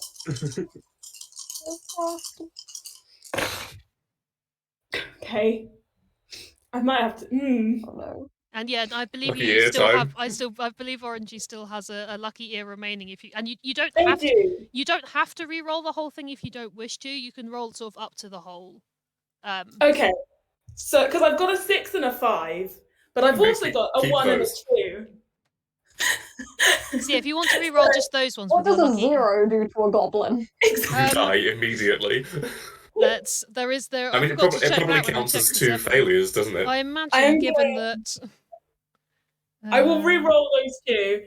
Yeah, if you Orangey re-roll those. while you look it up, Orangey before they pose will stick their thumb in their mouth and stroke their goblin ear as they're like, okay, I'm gonna do this. I'm gonna do amazingly. And I'm gonna re-roll the 1 and the 2. Yeah. Anything below a 1 is in fact 2 injuries. That is an instant death. Please do better. No, that's a 1 and a 2 again. Oh. You do get farewell, soldier. So I got with the minuses. So I got a 0, a 1, a 4, and a 5. Okay, so that is you really die. That is a victory. It's a beautiful explosion. You've left feathers everywhere. It is the amount of feathers it took though. Your feathers they're all everywhere. You're exhausted and tired, and you just sort of gently fall to the ground. Your beautiful explosion is left behind you. You've gone out with a wonderful legacy, but unfortunately, you have had to sacrifice all of your feathers and all of your life force in doing this wonderful explosion. But the wizard does seem appeased by this, and is sort of like, oh, what? Wonderful explosion! Ah, the arts of magic! I love this. Oh, R.I.P. Orangey. And so one of yours was a 4, wasn't it? A good thing. So so because the wizard is appeased, you will get +1 to the next roll. Okay, I think that's me. So we're here to quiz the wizard about where the hole is. Just anything it knows, really. Yeah, sort of like what the hole's about. How do you get past any of the barriers that the wizards have put up around it? Anything like Okay. that will mean that you You want to know which is the better hole as well. Mysterious or not so mysterious. Yeah. Oh yes, you wanted to So- find out if one of them was like a double bluff, didn't you? So my next goblin, Sweet, who is surprisingly kind, will speak to the wizard. Hello. This is a very nice tower you've got. Why, thank you. I mean, it's not my tower per se, but it's quite lovely here. Oh, it very much is. We've come a long way to learn some of your vast knowledge. An apprentice. Do go on. Well, we've heard about these holes. There's a mysterious hole and a not so mysterious hole, and we're very interested to know anything you know about them. Really. Well, that's top secret wizard knowledge, you know. And you can see when she sort of lifts up her wizard sleeve. Oh, Morgan's disappeared. I'm still here. Okay. Like a wizard sleeve, you don't really see like a hand coming from it. The sleeve looks very sort of wiggly. And she moves up to. Oh, that is top secret knowledge. I'm not sure if that's the right for me to tell an apprentice. And Please, we've come such a long way. and so you will have to roll to convince this wizard that she should tell you about this top secret wizard knowledge. I believe in Sweet. Okay, so I have 1 for being goblin, 1 for being sweet. I think that's all I can make work. Okay, and you will be getting a +1 to these though, as the wizard is in a good mood after the explosion. Okay, so with a +1, that's a 4 and a 6. I'm just going to disconnect and reconnect to see if that fixes my camera. Okay, I'll note down. Cat. Okay, so oh, something's loading. It's trying. It's not even loading on my end. This is very Yeah. strange. No, That is bizarre. it's You not seem to have turned something into a with me. void. Yeah. The Become wizard's the too void. powerful. You've become the hole. Well, as long as we can hear you and you can hear us, I think that's most I important. can indeed hear, and I'll fix this in the break. Yep. It adds to the So mystery. so you said that was a 4 and a 6, yes? Indeed. And that's with your +1. Is that with or without your +1? With the +1. Cool. Just double checking. So that is a success. And so it's like, oh well, you seem you seem like a promising apprentice. I'll go on then, just this once. I mean, the King Wizard. I'm sure King Wizard won't mind. Just this once. Oh, thank you so much.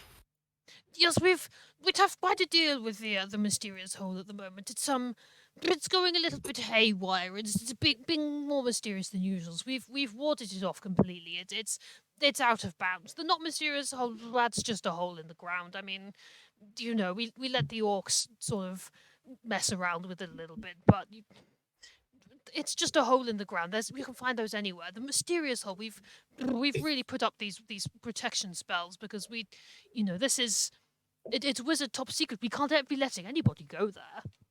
No, of course. These protection spells sound very impressive. And so now you know that these protection spells are up there, and there will be +1 to the next one as well from your something good. And as you're talking to this wizard, you hear sort of the sort of glass rolling noise from down the hallway. As behind you appears in another one of these water-filled orbs, is another wizard who's seems to have forgotten to put on their wizard hat, and so their head looks sort of quite round, almost like one might describe an octopus, but surely not. Surely not. These are wizards. These are wizards.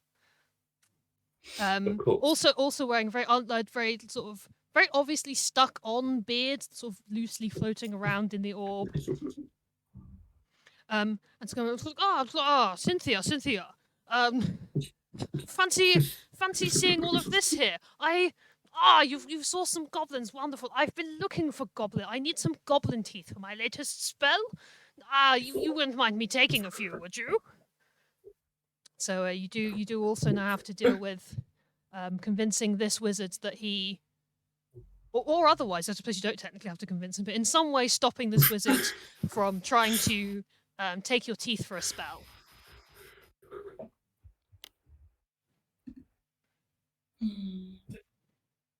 But Kebik's lived lived long enough. He's had a good life. He has. No! He's gonna look up. He's gonna stand there. He goes, "I've had a good life. You can take my teeth if you want." This is why we program these goblins with impressionable DNA. Oh, this one, all right. Thank you. Lovely speaking to you, Cynthia. I'll be off to make my potion now, and so and no, Tepig, no. Open a little hatch in the top of the orb. It smells so salty. And we'll use some magics to lift Cabbage inside, and we'll roll off back down the hallway out of sight. Goodbye, friend. No. Glory, friend. You will get +1 to the next Hey. roll. So That's all worth it then. Things are looking up. So yes. So this other wizard is no longer a concern, and you can continue talking to, as you've now learned her name, Cynthia.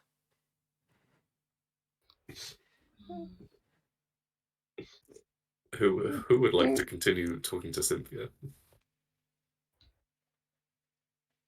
I've had my dramatic sacrifice. I'm going to need a moment to recover. I'm trying to figure out how squelching could help me here, but yeah, you go, Izzy. I think since very first thing is that they talk to animals badly. Maybe the badly is in identifying what's an animal. So the wizard is an animal, strictly speaking. Let's talk to it. Definitely not an octopus. But surely not. These are wizards. Absolutely. Okay, so is there anything in particular you're asking the wizard about? Like what particular question are you going to try and get some information about? We would like to know more about the not mysterious hole and how much you know about it, since it is not mysterious. What's at the bottom of the not mysterious hole? Orcs. Okay, Lots so of if you roll, orcs. I think that'll be 2d6 because you're using your talks to animals badly. In an effort to bond with the wizard, I shall hold up the glasses of seeing to my face in an imitation of the wizard orbs. Yep, wonderful, wonderful. Go for it. 3d6. So that's a +1. Yeah, +1 to this. That's just as well, because otherwise very first would be dead. Oh my word. So I have... I'm really getting through my goblins. God, the breakfast So clan is not luckily, having because of much the luck. +1. No. So that's a 7, a 3, and a 2. Izzy, get new dice.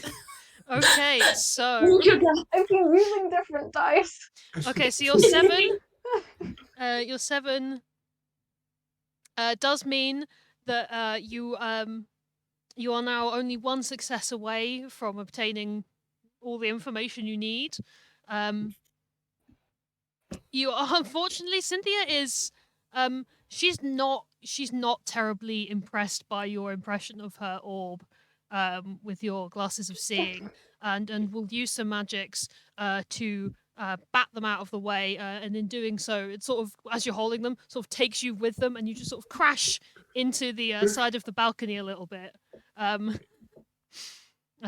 you take an injury from that.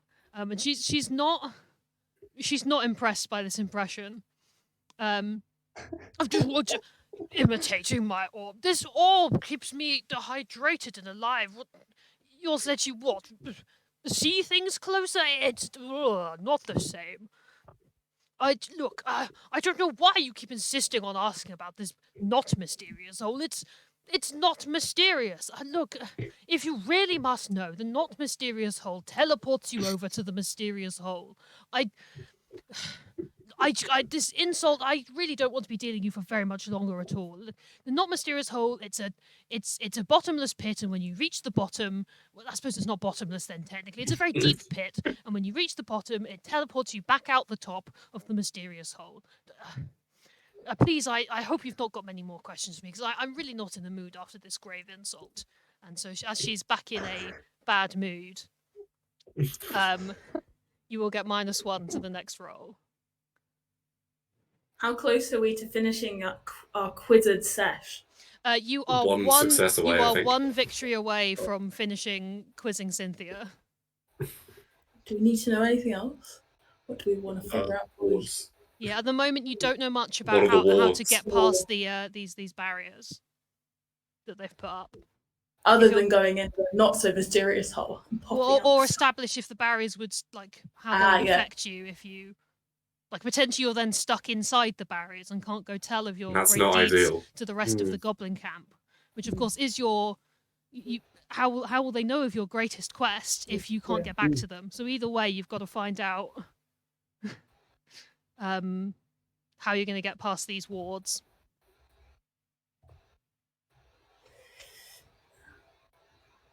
To try and similarly try and relate to the wizard. Greenie is pretty squelchy. Like the wizard. Like the wizard.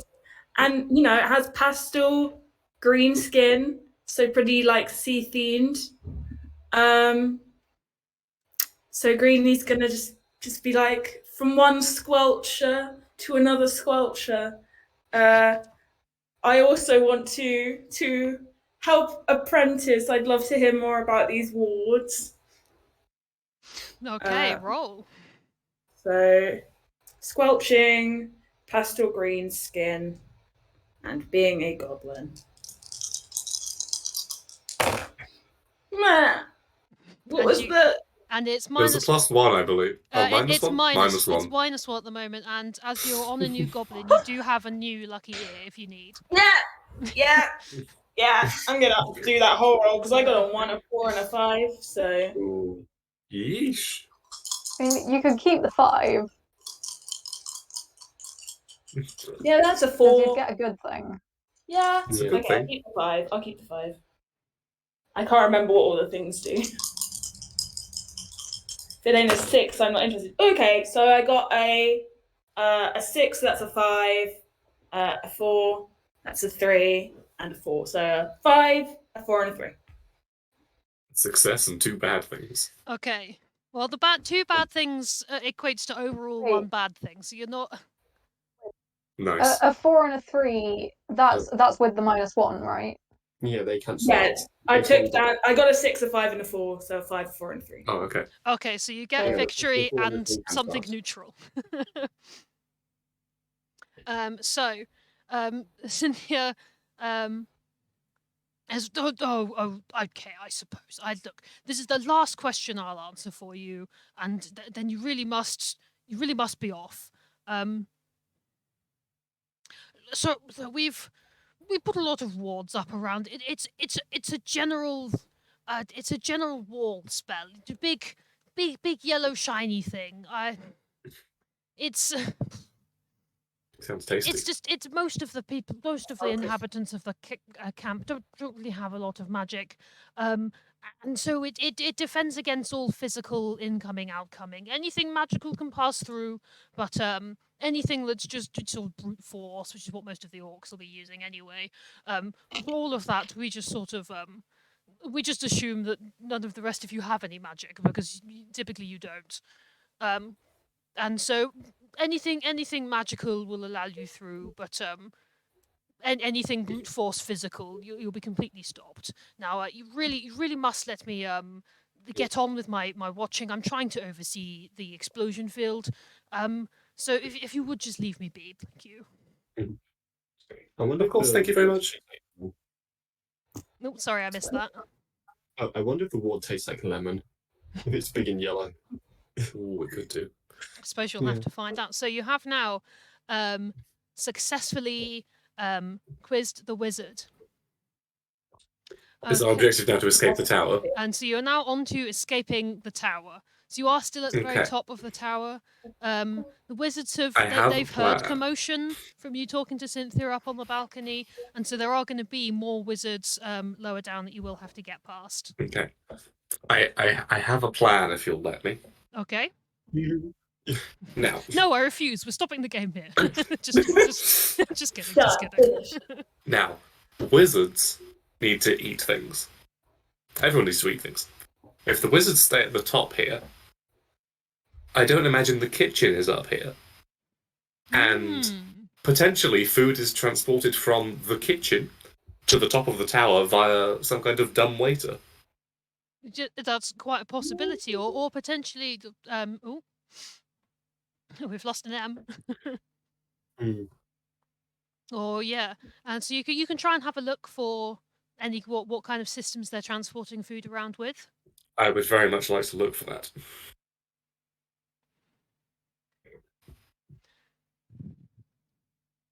So I believe that's your dice for goblin and your dice for your sort of expertise in food. Yes, that's the word I'm looking for. Yes. Foodiness.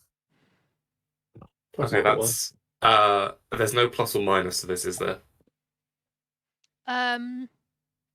No, because the last one ended up out at a neutral. Mm-hmm. I've got a 4 and a 1. Oh. Okay. I take damage, but a good thing happens. Okay, I'm just. Have we heard anything from M about where they've? We just want to make sure that they're not completely have disappeared. I mean, this might be a good point for a break. We're about halfway in. Yeah. Yep. If we so I'll finish the description for this, and then we can go over for a break, and hopefully any issues anyone's got can be sorted during that gap. Okay. Oops. Okay, so you got a 4 and a 1, didn't you? I did, yes. So something good does happen. You're sort of scurrying around through looking, and you do find that through there's behind the walls of some of the areas of the tower, there's little hatches that magical food's being sort of levitated through.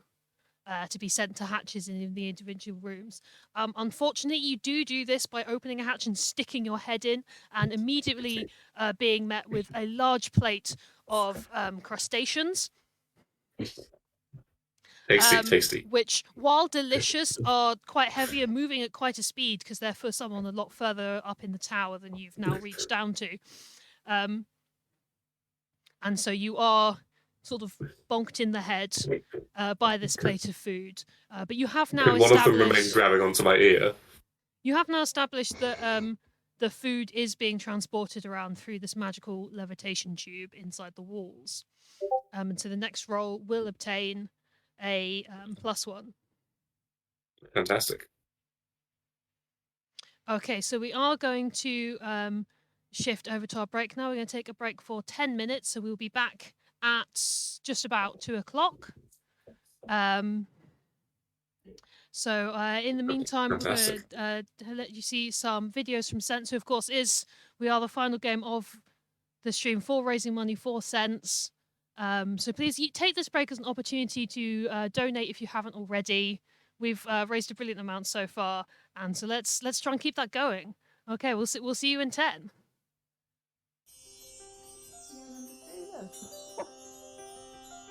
For people she knows, she says hello by smiles and that whole body rocking music, getting quite excited. I know who that is. I know what to expect from that person. You know that Annie likes something by the way that she will look at it, she will move away, she will come back. Lots of this sideward head movement is often a sign that I'm actually quite happy, I'm quite relaxed, I do quite like it, but I will come back to it in my own time. If she really dislikes something, it's a definite throw it away, push it away, and she doesn't have that process of going backwards and forwards. If people were to see Annie out, the best way to say hello to her is to get down to her eye level and to wave and to have a nice sort of friendly smiley face.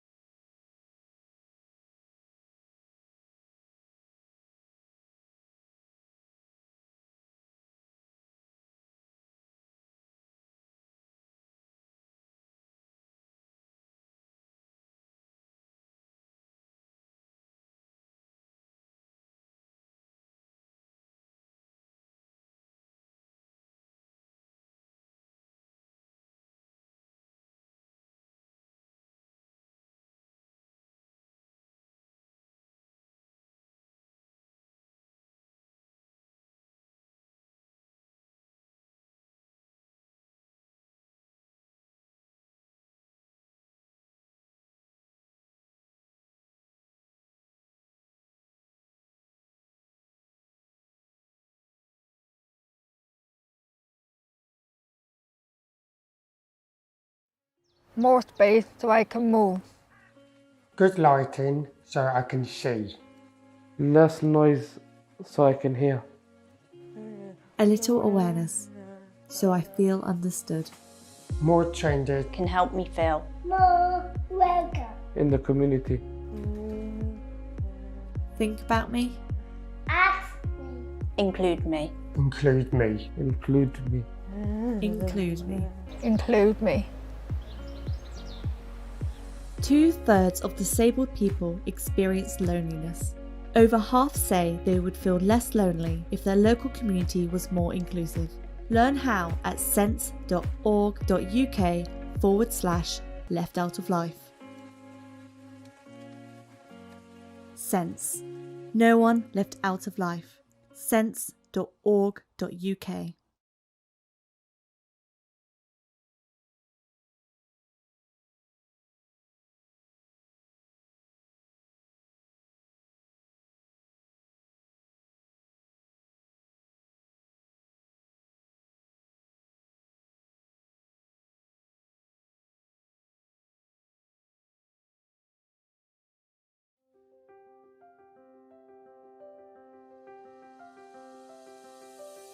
Hello, my name's Jenny and this is Libby, and I am Libby's intervener, and that means that I help with Libby's communication.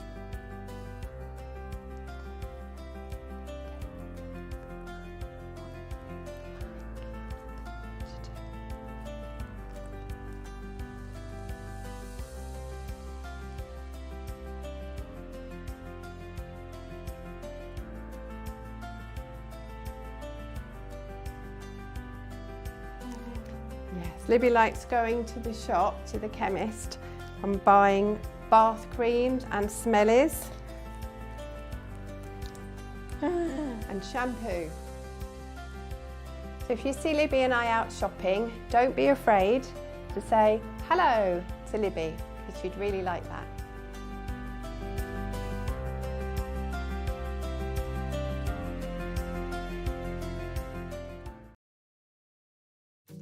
Want to be a virtual buddy? You like baking? Let's go.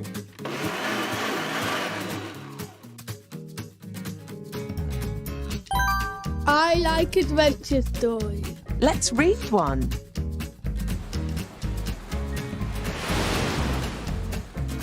If you've got a little spare time, become a Sense virtual buddy. Sign up today. It's good to make new friends. Sense. No one left out of life. sense.org.uk.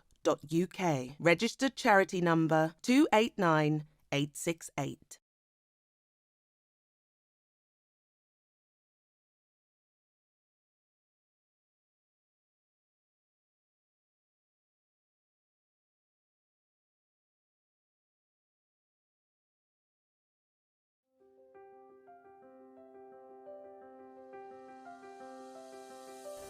Hi Dan, it's Kim. What things make you happy?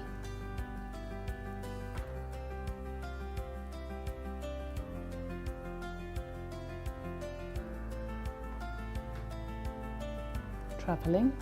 Where have you been?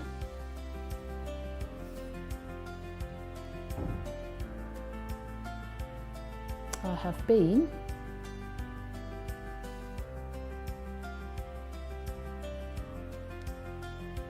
to America and some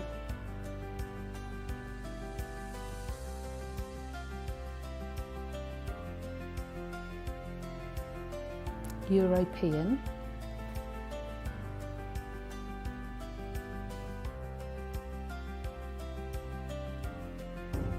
countries.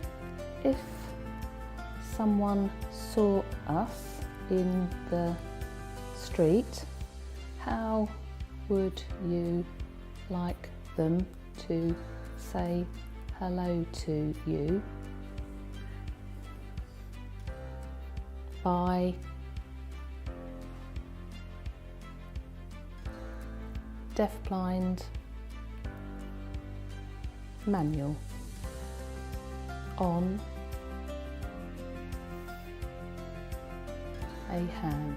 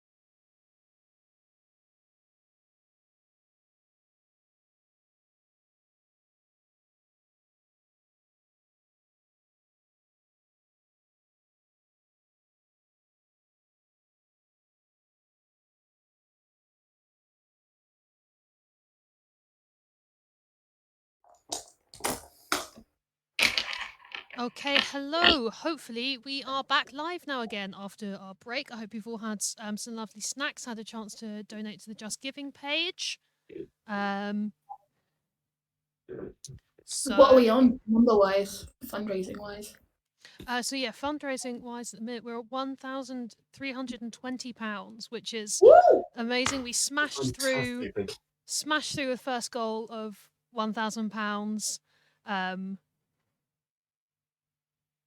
Yeah, a brilliant amount of donation for everyone so far. You do still have time to donate more if you haven't yet and you'd like to. And now that we have all 5 of us ready, we're going to continue with the quest. So we are at the moment.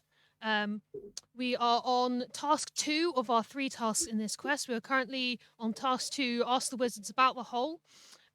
We've already got into the Black Tower across the testing grounds. We've stolen some explosions, blown up the door, completely vanished the door with a resounding success. 6 victories in 1 roll. The door's gone. Players have managed to sneak through the Black Tower and locate the wizard Cynthia out on the balcony. They've bravely sacrificed one of their number to another wizard who required the goblin for a magic potion, and has quizzed Cynthia the wizard about all the information they need. We now know that the not mysterious hole is in fact a deep pit with a portal to the mysterious hole, and that the barrier that they've put up around the mysterious hole can only be passed through by magical means. They're now attempting to escape back out of the tower to continue their quest. So far, Sweet, I believe is the goblin you are on, has It is, yes. Looked for the system by which the wizards are transporting food around, and has found a magical levitation tube running through the walls with hatches at various intervals. Has unfortunately done so by sticking their head in and getting smacked with a full plate of food, but we did have something good, so the next goblin to act will have a +1 to all of their rolls. We currently have no victories towards this stage of the quest, so please. I'm going to just take the lobster that's chewing on my ear off and eat it. Wonderful, you do that. Thank you. It tastes a little odd. It's not very seasoned, but it's lobster. Yeah. Oh, these poor wizards. They need to get some salt in here. I think they've got. I think they've got plenty of salt on there. Maybe their natural brine helps season the food. Yeah. Quite possibly. I'm just gonna say that my clutch's expertise is specifically falling long distances. Okay. So that'd be helpful. I volunteer to jump in this hole. Okay. So you're jumping into the sort of levitation, food levitation thing. What's your goal with jumping in here? Ideally down. So okay. Let's see how is your goblin weighty enough, I suppose, to jump into a levitation tube and go downwards. I mean, hey, try it. This thing's designed for food. Who knows what it'll do to a goblin? Goblins aren't meant to be in here. Yeah. Food is normally that big. The goblin is about bigger than food. Bigger than food is an accurate description of the size of a goblin. Yes. Unless perhaps you're an orc, because they're exactly quite big. The right size of food. For some things. Yeah. I think the Breakfast Clan are in fact food-sized. That does track. They are tasty. Still. Okay, so I think that's 2d6 for using your expertise. Yeah, I can't figure out any other way to get any more dice. So we'll see. 2 4s. 2 4s. Okay, so is that with the +1? Oh, there's a +1, 2 5s. Oh, 2 5s. Okay, that is 2 victories towards. Turns out goblins bigger than food. At least the food that the wizards are carrying through this tube. And while you don't plummet, which is potentially not a concern because goblins don't think that far ahead. But so instead of just completely plummeting down the tube, you are slightly levitated, but you are heavier than its levitating power. And so you sort of gently slide down the tube, and everyone else is able to follow you down this tube, and you come out of a hatch in the wizard kitchen. The wizard kitchen appears to be empty at the moment. But you're also not really sure where in the tower the kitchen is, but you have made progress on your way towards the exit. We've at least gone down somewhere. Yes, you've gone down, so you are at least closer to the exit than the top of the tower.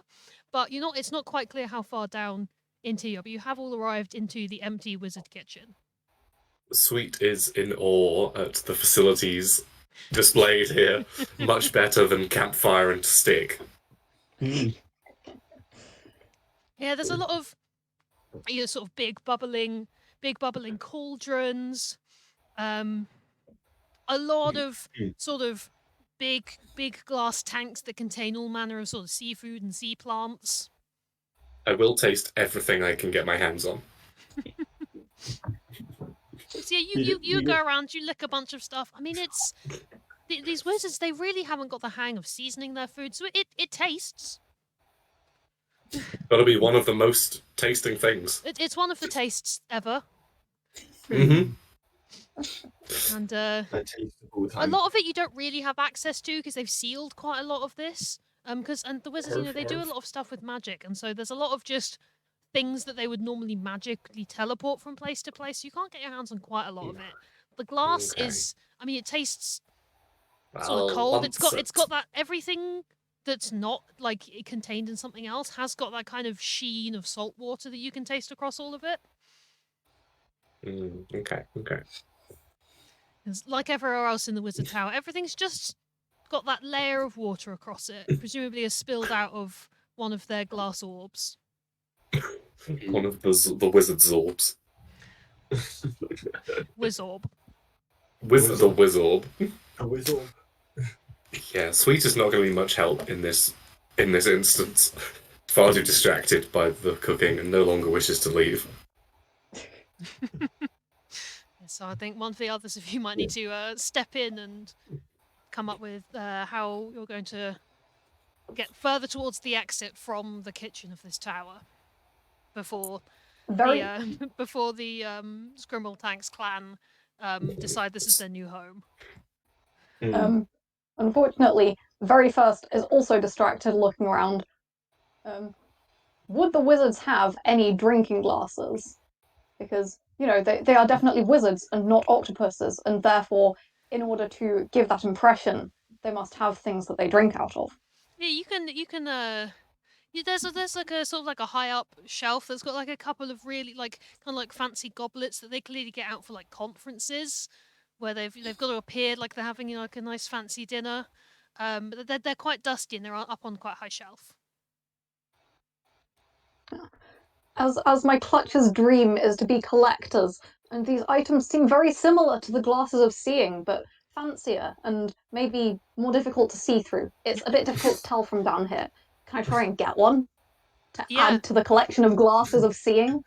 Okay, yeah, roll I think 2d6, one for goblin and one for working towards your dream. Alright. Come on, Very First. 2 4s. Okay.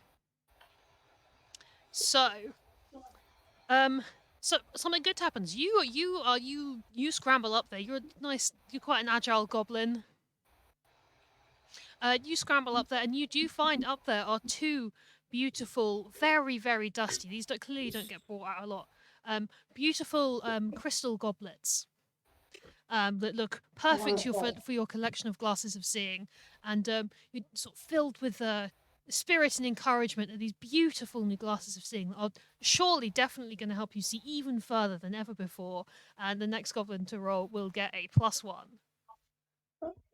I would like to note that I now have more glasses of seeing than living goblins in the Breakfast Clan. That's so sad. How many goblins are you down to? 3. Yeah, very, very first, despite the name, is the third goblin of the clutch. But you've got your very first is sort of satisfiedly clutching all of these glasses of seeing as they've successfully added to their collection and boosted the group morale. Thank you, very first. So Greenie knows Squelch. he's a squelchy goblin. He knows his squelch. Can I Squelcher. try and listen out for other squelching to figure out which way we need to go to get out? Okay. So I think that'll be 2d6. Echolocation via squelch. Squecco-location. Yes, exactly. I don't think I can make a case for anything else. In that case, that'll be 2d6. Yeah. I don't want to get my empty crayon box squelched. So I'm not gonna use it. It's too precious. It's full of joy. Do I get? Is that a +1 from? Yeah, it is +1. Okay, so I got a 6 and a 3. Okay, so that is a success with your 6, and so you're listening. You've got your big goblin ears up against the door, and you can. There's a lot of squelching going on. It sounds like the sort of squelching that's getting further away from you. It sounds like this kitchen is sort of about halfway down the tower and is right next to the central spiral staircase that you came up through, and so it shouldn't be too hard for you to dive out of the kitchen and down the staircase. However, as you are leaning against the door, you can also hear amongst the squelching a couple of wizards are making their orders for lunch. And there are likely to be a lot of wizards in the hallway outside the kitchen very soon. And so you will have -1 on the next roll that occurs. As you will be having to be extra sneaky to avoid these wizards that are coming towards the kitchen.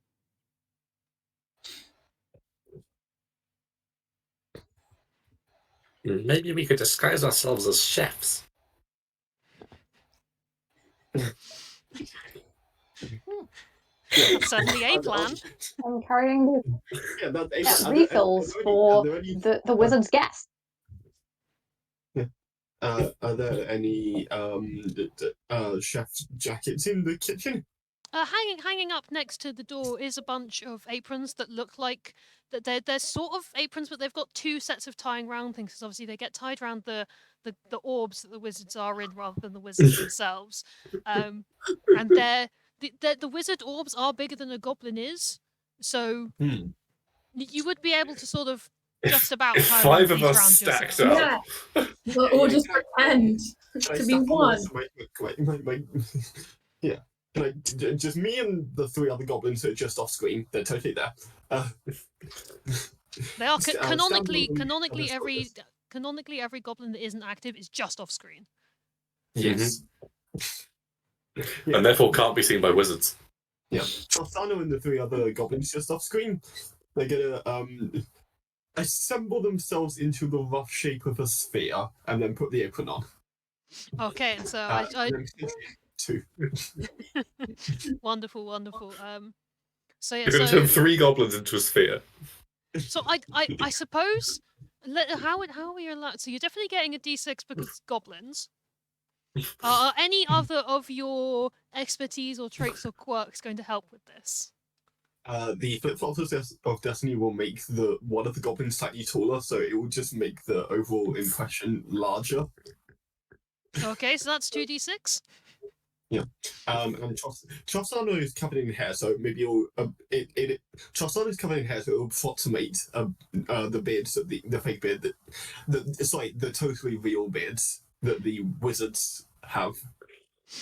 Okay, brilliant. So that'll be 3d6 you'll be rolling. They will be with a -1, but things crossed. I'm using my ear. What did you roll? 1, 1, 2. Oh, is that with or without the -1?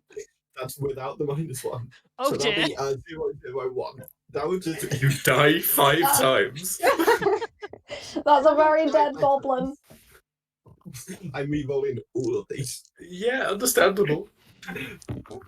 Oh, one of them fell. That one's 5 though, and 2 2s. So that's a 4 and 2 1s.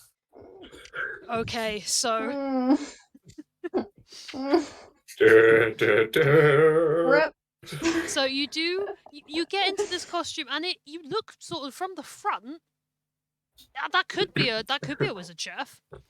And so as you're in the doorway, the other wizards don't really question your presence as they come through the door into the kitchen. So you're able to get out into the hallway. Unfortunately, the strain of kind of moving this big blob of goblins does mean that Trofsana is sort of uses all of their energy to help this ball move. But unfortunately, by the time that you take the apron off, they are fully tired and just sort of fall asleep on the ground and are unconscious. What are the rest of us doing? I assume you've sort of hidden behind them, panicking, or like hidden behind the door or something. But yeah, there are now no wizards roaming in the hallway, so you are going to get a +1 to the next roll. Thank you for your sacrifice. As the fake wizard orb has caused the wizards that went into the kitchen not to really pay attention to you, figuring that somebody else has gone in there to make a snack or something. Thank you for your service, Tosana. Who's your next goblin? They are Churumung, and they have a big mouth. Like, literally a big mouth, or figuratively they just talk a lot? Literally. Okay. Who says it can't be both? It could indeed be both. So we're out in the hall. So Is the salty water covering the floor here as well? yeah, it's everywhere you've been in the Black Tower. There is just sort of a thin layer of salty water on the floor. Does it make the floor slippery? I would say so. Yes, the floor is a little slippery. So it would act in some ways as a slip and slide. If I were to run and then jump into a pan. I think you've got a good case for a slip and slide here. You can, Fantastic. You can roll to find out how well you slip and slide, but some amount of slipping and or sliding will occur. Okay, 1 for goblin, 1 for the pan. I can invite another goblin to join me and then be surprisingly kind. Sure, Yeah. you invite all of the other goblins. I can invite all of them. Yeah, everyone. Yeah, hop just sort on. of stack on top of you. You can all slip and slide together. They can all hop in while I push it, and then I can jump in. Yeah, that is kind of you to offer. I think that is surprisingly kind. Any plus or minus to this? I believe you're getting a +1 from the previous one. Okay.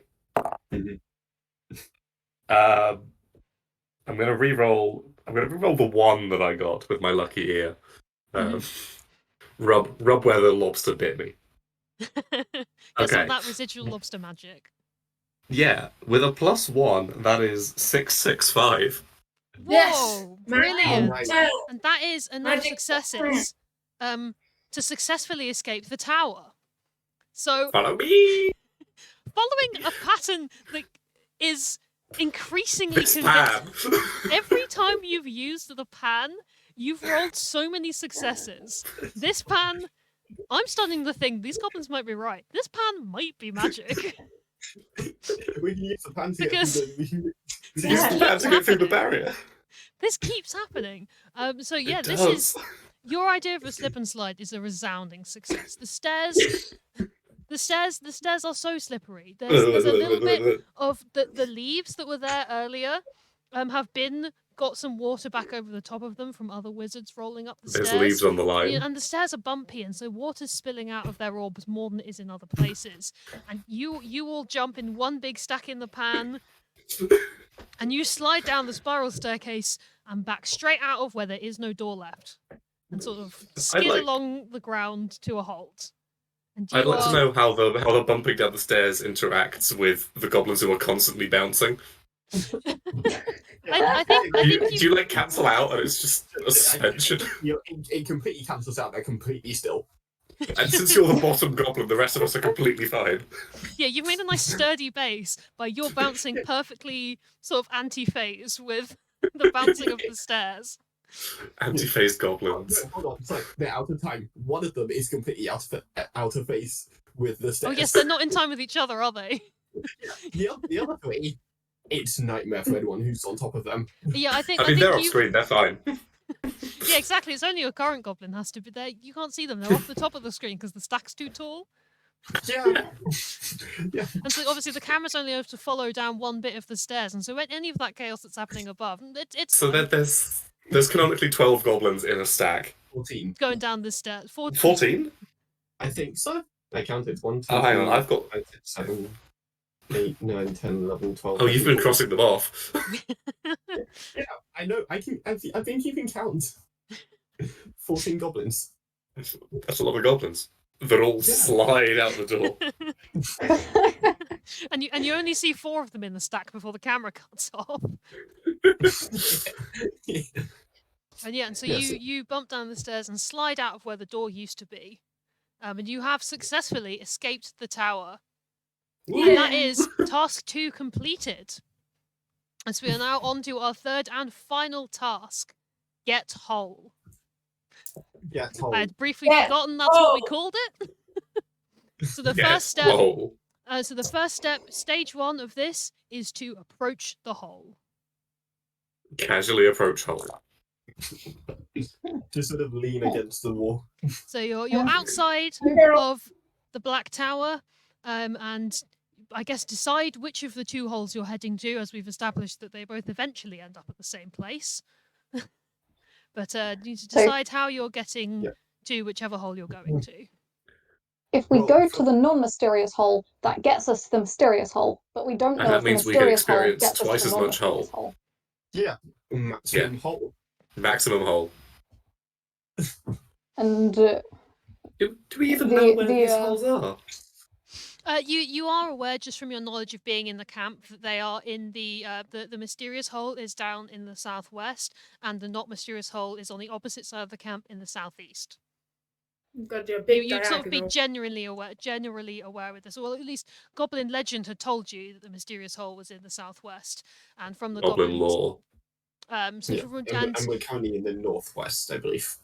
Yes, you're currently up in the northwest at the Goblin Tower, and so to get to the mysterious hole from here, you'd have to pass around the back of the Dun Inn, where the other bugbears live, or you could go round and back through the mud pits and through the orc farms to go to the not mysterious hole. Are the orc farms farming orcs, or it's where the orcs farm vegetables as their side job? Right. Okay. Taking care of the weapons, there's not really much to do if the armies of good aren't a current threat, and so in their time off, they do like to grow vegetables. Okay, good for them. Yeah. Got my good orc crop this year. Yeah. We could do with some vegetables. We're hungry goblins now. Yeah. Sweet is eyeing up very first with some malice. We're starting to understand why Sweet is surprisingly kind. Any other goblin might have gone for them already. I mean, they're already injured. They're easy prey. A free meal. Injured and famously tasty. It's a gob eat gob world. Truly. It is a gob eat gob world. Sweet is being surprisingly kind. Okay, so you're going to head towards the orc farms, towards the not mysterious hole. Yes. So to get there, you are going to have to traverse. It's quite sort of the farmland that they're growing in is quite rocky terrain, and there are orcs around who are notorious for finding goblins the most delicious, and so you won't really want to attract their attention, because unlike the bugbears, the orcs are a lot bigger. They're a lot less likely to want to communicate with you, and they probably will just consider you a nice field snack. Well, understandable. I mean, the goblins consider each other a nice snack. Yeah, some of these goblins are nice snacks. The goblins at least have the camaraderie to not eat the other members of their quest, though. Yeah. The orcs know nothing Not of your while they're little still alive. quest. So, if anyone's got any ideas of how they'd like to sort of sneak through the vegetable patch, please do go ahead. Pretend to be vegetable. Okay. What's our colourful goblin colour at the moment? Ooh, yeah, I am currently. I have green pastel skin at the moment. Green, like a vegetable. Leave. I've heard, and I squelch like mud, like And what we've got you leaves call from out someone. Oh no, we don't have leaves. Do we have leaves still? No, we lost. No, we lost our brave leafy soldier. Yes, you lost your brave leafy soldier to the wizard who wanted teeth for some magic. And then we lost our brave hairy soldier to a pile of goblins. To an orb. The gorb. Tragically lost to the gorb. And yet another soldier lost in the gorb. Every year, 10 goblins are lost to the gorb. You can help. Okay. Whoever's watching, clip that. Okay, so that's I think 3d6 to convince yourself you're a muddy, squelchy green vegetable. One for goblin, one for your green pastel skin, and one for your squelching like mud. Perfect.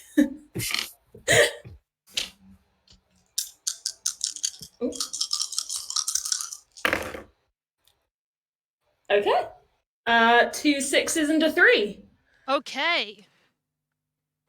So that's pretty good. Pretty good. Just was made for pretending to be a vegetable. But also something bad happens. You are a convincing vegetable, and as you're sort of waddling along looking like a vegetable, it provides, the other goblins are able to sort of hide, strategically behind you, or the various little crevices and locations in the mud around you that just sort of look like they've made the mud a bit muddier around this one vegetable. However, you have attracted the attention of one of the orcs' very, very friendly warg dogs. And this dog has seen what looks like a delicious, delicious leafy green vegetable, and comes bounding over and is excitedly sniffing around you, hoping to get a nice taste of this vegetable that the orcs don't seem to have harvested. So the next goblin will get a -1 for this something bad. And you do now have to also, while traversing the goblin farm, the orc farm, you will also have to make sure you are not snuffled up by this very friendly warg dog. I don't want to be snuffled. No. Would you say that a single goblin would be enough of a snack to distract this? No. This dog. No. If you're willing to make such a brave and noble sacrifice, I think potentially. Sweet is surprisingly kind. Oh no! And if someone else were about to be eaten, yeah, I think they'd step in. Yeah, so I'm getting so attached to these goblins. That is the trouble with the game where all the goblins are going to die. Or hopefully not all of them, but in the game where goblins are not built for longevity. We're into the third phase. I want to see more of my goblins. To be fair, valid metagame reason, really. Mm-hmm. So the fun ones are at the end. Sweet nobly sort of jumps out. No, take me. Presumably has like a nice, sweet, tasty smell, like perhaps you are a delicious fruit, or some sort of extrally nice smelling vegetable. And the warg dog follows the snuffles off in the direction that Sweet is presumably just running into the distance. We'll say to keep this dog occupied. Sweet will run off to the horizon. I think all the poking around in the kitchen means Sweet is just covered in exotic flavors and scents. Yeah, you But did. You just did lick everything in the help wizard mask kitchen. the others and distract this dog. And so this very happy, excited, snuffling dog will chase after Sweet instead, as Sweet runs off into the horizon. And then a new Scrimble tank appears. And the next goblin will get +1 for Sweet's very kind sacrifice. Yeah. Introduce us to your next Scrimble tanks.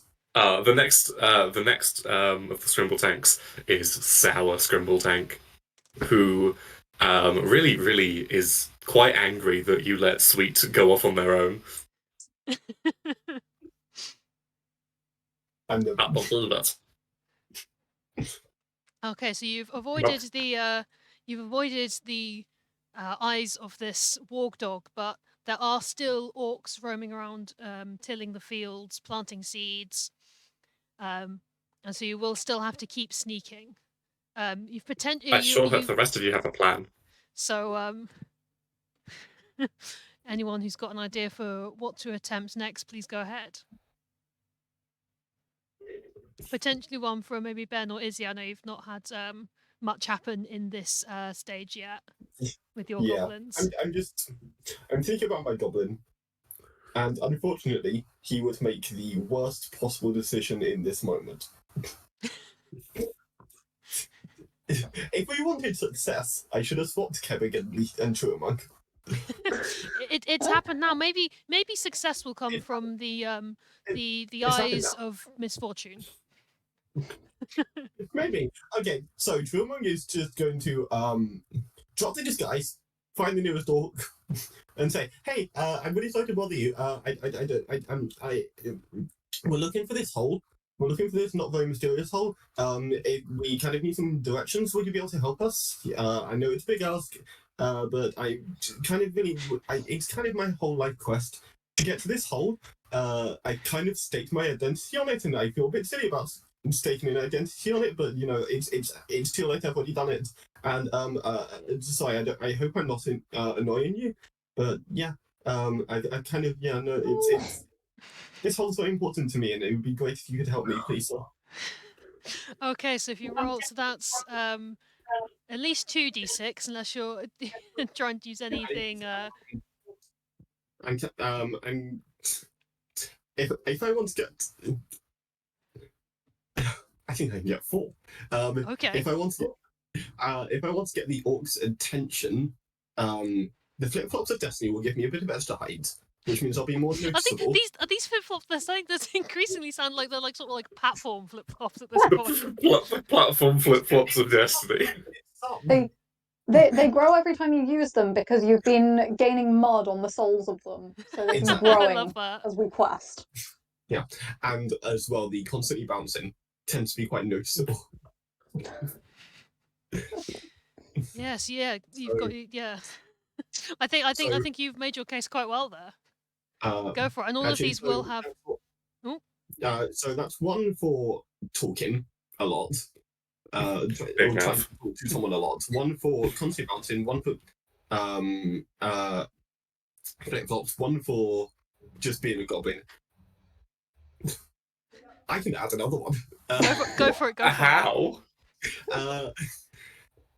This whole conversation is just trying to get to the hole. It's his dream. This is true. He is earnestly working towards a dream. That's a lot of dice. Go for it. Remember, you will get a +1 to all of these. You do have the potential to obliterate a victory with this many. You do also have the potential to obliterate yourself. So You have a lucky ear still. Let's go. All 6s. 1, 2, 5, 5, 4. So far, and that's without the part. So 6, 6, 5, 3, 2. Okay, so you do take an injury. 3 successes. But 6, 6, and a 5 will take you over the threshold of having completed approach hole. Sneak through the orc. So orcs, not really known that they're much bigger than a lot of the other inhabitants of the Great Battle Camp, and you've got your platform flip flops made of flip flopper mud. You're bouncing, and this orc will sort of, and against all odds, this orc will lean down, and like in turning around to see you, will sort of slightly half step on you, so you are a little bit squished, which is where you'll take your injury. You are sort of squished as the orc turns around, but it sort of lift his foot up and be like, against all odds, is like fascinated by this little bouncing creature and thinks, like, do you see, like, you can't really understand, like, the orc's booming voice is so low that you can't really make out a lot of words from it, but like you can tell that this orc has just sort of become like, is considered thinking, this one doesn't look like a field snack, actually. And it's sort of like looking at you quizzically, and will just sort of lift you up gently to try and like work you. This is massive. You know, you're smaller than one of the orc's eyes, or like as big as one of the orc's eyes, probably. It's huge. Lifts you up. You can see it's sort of trying to like puzzle out what you're on about, and we're like, the hole. Yeah. Oh, that's where I want to go. Can you take me there? Good for compost. And we'll sort of scoop up all the other goblins, and we'll sort of plod you across the field. All right, put me down. Oh, good compost. And I don't know, but it's compost. And we'll set you down on top of the compost heap that they've been building next to the not mysterious hole. Oh. And so you have successfully approached hole. Stage 2 of Get Hole is to bypass the barriers, which are, of course, on the hole that this one leads to. So I'm assuming you will jump in, unless anyone's got anything in particular they wish to attempt. I'd like to push one of the other goblins in. Who are you pushing? One of your clutch or one of another clutch? One of another clutch. I'm angry and resentful. I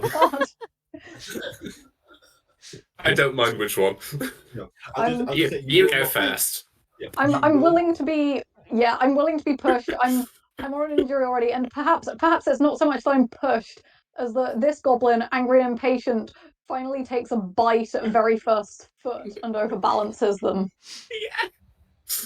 I will say, you will not get the opportunity to push the Helmsgale clutch, because this is what they've lived for. This is what they're living They're for. going in first. The orc doesn't even have time to put them down. They just leap out of the hand. Straight into the hole. Straight in the hole.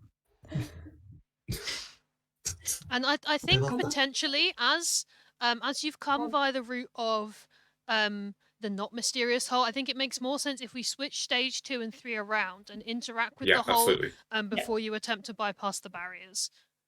So that's what we'll say, that we're interacting with hole for this stage. Mm-hmm. The harem scarum. What remains of the harem scarum clutch just launch themselves in. Very first is bitten and flung through, and the others, I presumably, follow at some suit, whether by will or by peer pressure. But they're crayon box parachute. Some of you more gracefully than others, let's say. And you all fall, and you feel like you're falling for a good while. It's getting darker and darker and darker, and all of a sudden you're not falling downwards, you're falling upwards. Ooh. And you're going up and up and up, and you are flung out of a very similar looking hole that you entered in, and sort of land around the sides of it.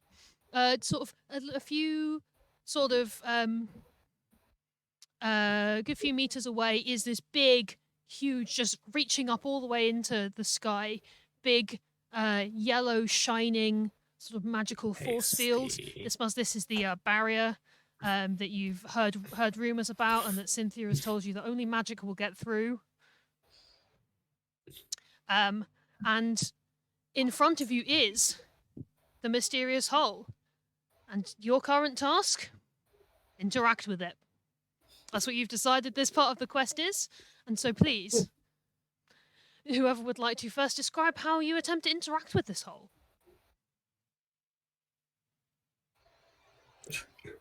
I mean, I feel like my interaction is fairly obvious. Chumung will once again jump in the hole. Okay, so you're going to jump back in. Yeah. Okay, so if you roll your, so that's your 1d6 for goblin and 1 for your dream of jumping in the hole.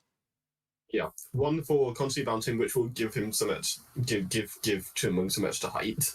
1 for expertise in falling long distances. You've got a lot going on for you here. You've cracked the code on how to get yourself a nice handful of d6 here. If you put any of my goblins around the hole, they will just have d6s coming out their ears. This is their favourite terrain. This is what they were made for, literally. Truly, this is built into their DNA. Truly. There they go. Okay, Yeah, go okay, for it. Go for it. Wow. 1, 2, 2 threes, and a 5. Okay, so 1, 2, 2 threes, and a 5. So the 5 counts. You have successfully interacted with the hole. That will count towards your victory. 1, 2, you are going to be injured in whatever happens here, and 3s mean that something bad will happen. And now it's time for a little bit of fun. This is the mysterious hole, and so its effects. Encounter. We're going to have a random mysterious hole encounter. I'm going to bring out. I'm going to bring out my special spinning d6 for maximum chaos. And we're going to find out, based on the fact that something bad happens, we're going to find out what occurs here. And that is a 5. So we'll find 5 on my table. So you jump in. And you hit some sort of like force field, or like energy, the upward energy that's coming out of this, and as you smack into it, you're sort of winded a bit. You take an injury, and as you do this, a voice calls out from the pit, and there's like, you call this jumping in a hole? That's pathetic. What did you think you were going to do? You came up out of this, and you're trying to come back in. What a fool! And you are so wounded by these words that you do take a second injury. Chumung's already dead.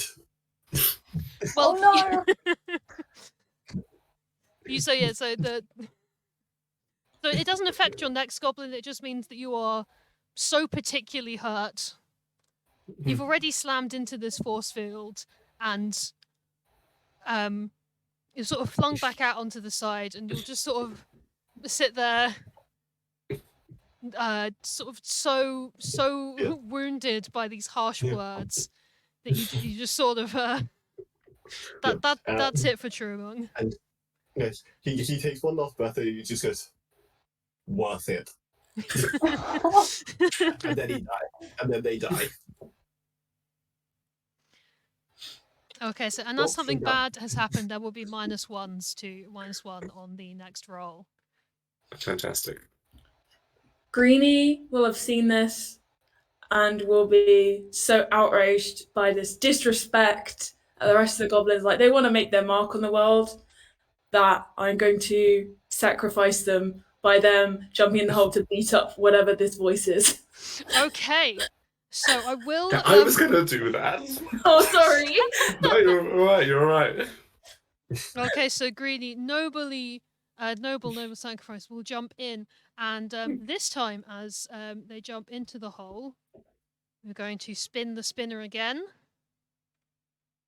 and that is a 2. And so as Greenie makes this noble sacrifice, very fittingly, it's almost like the table knows who you are. As you jump in, you don't hit a barrier, and instead fall and seem to disappear. As and you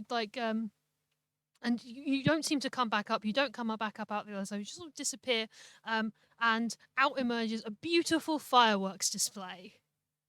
Oh, yay!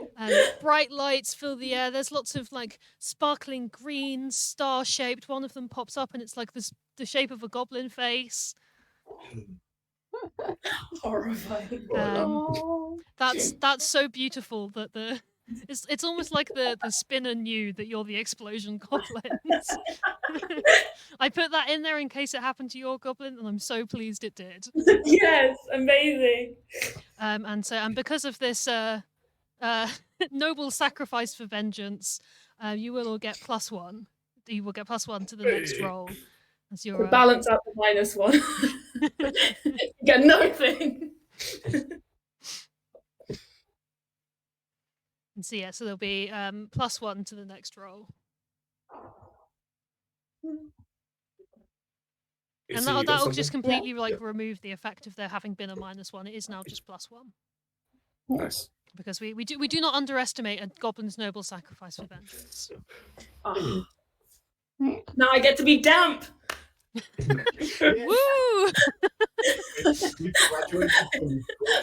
this goblin. I get to be. Oh yeah. Probably should introduce our new goblins. My new goblin is Inik. She is the most average goblin ever. Just And as I've just noticed in the chat here, we are so close. We are £5 away from reaching £1,500 raised. We are so close to that goal. Keep it going, everyone. I hope our goblin shenanigans will really inspire you to make it over that milestone. That's brilliant work, everyone. Okay, so we have with +1 to your next roll. Who would like to interact with the whole next? Izzy, go for it. I can give it a go. So, very first is now very nervous, having watched 2 goblins die to the mysterious hole. It's not looking good, is it? No, they're going to take this very slowly, and before jumping in, peer down into the mysterious hole with every single one of the glasses of seeing. Not one by one, they just kind of stack them into a kind of weird telescope of glasses of seeing. We're there. Oh yeah, look, we've just hit it. There we go. Oh, brilliant! Hey! Thank you so much. That's a wonderful, wonderful goal to hit. Oh, that's great. Thank you so much. That's. I'm so happy to be able to announce it in the middle of our game. That's brilliant. Okay, so it means I completely missed what you were saying. Apologies, you'll have to repeat that. The excitement of the 1.5k is has overtaken your attempts on the quest. No, it's all right. The very first was being very slow about it anyway, so it feels fitting that we've taken a pause here. They're kind of cobbling all of the glasses of seeing together into some very weird telescope to peer down into the mysterious hole to try and plot their jump. Not that they'll have much control over it, but it'll make them feel better about it. Okay, if you roll your stats, an extra d6 for your glasses of seeing, plus anything else that's you feel is relevant. I think that might be it for them. Yep, go for your 2d6. And remember, Best you of get luck to this poor creature. and you get and you get your +1 for this as well for the noble sacrifice. Well then, that's a 7 and a 5. Oh my word! 3 successes. We're getting closer to having. Okay, so we are now going to roll for your interaction. What happens as you peer in with your glasses of seeing into the mysterious hole? That is. Let's have a look. That's number. That's number 1 on the spinner. Sorry, it's spanned for so long. That's the disadvantage of the spinner over the cube. It just keeps going. I really spanned that one. You have rolled a 1, and as you peering in, you look and you look, and you are filled with a magic energy you can see raising up out of the pit, and you feel that your other ear has become lucky, and you have gained a free reroll. Nice. Magic. Oh, we can use your ear to get through the. Well, if you've got 2 magic ears. Yeah. If someone chews off my ear, do they get that extra piece of luck? I mean, It is. I saw that. It is one magic ear. Well, one lucky ear gives you a reroll. If another goblin was desperate for a reroll, I suppose they could attempt to sort of, I don't know, lick the magic from your ear. Is that a bit gross? I don't want to pet your ear, scrape some magic off. So yeah, if one of the others is ever in a desperate need of the reroll, I will allow that you can say that you sort of lend them your ear to help. Terrifying. In whatever way you see fit. I'm so sorry, everyone, for raising this possibility. So we are now getting closer and closer to our goal of having successfully interacted with the whole. So I think it's time for some interaction. Okay, so Sour, having seen the various successes, is also quite annoyed that the whole would dare to insult a fellow goblin. And is diving into it with the intent to lick or eat whatever is in there. Find out what it tastes like. Okay. So I'm going to take one for Goblin, one for Angry and Resentful, one for wanting to taste everything, another one for my Gourmand to Dream. how many total is that now? That's 4 currently. My expertise is food, so I could take 5. You know what? Go for it. We're interacting with the whole. Let's maximize your chances of something occurring. I am interacting with this whole. Okay, that is a 1, a 2, a 3, a 4, and a 5. Oh my word! That's wow. So I die. Oh no! Farewell, sour scribble tanks. Okay, so a 1, a 2, a 3, a 4, and a 5. So your 5, I'll tick off your success. We'll deal with we'll deal with how you become injured twice in a moment. What's the interaction do? And your 3 and your 4 do cancel out to something neutral. So we're going to roll again on the neutral table. Uh-huh. Which is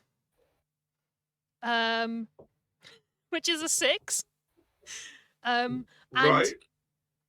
so you go. So you're in your attempt to taste this delicious whole. Surely, all this mystery of magic, it must be delicious. The magic orb from before, that was delicious. Surely all magic is tasty.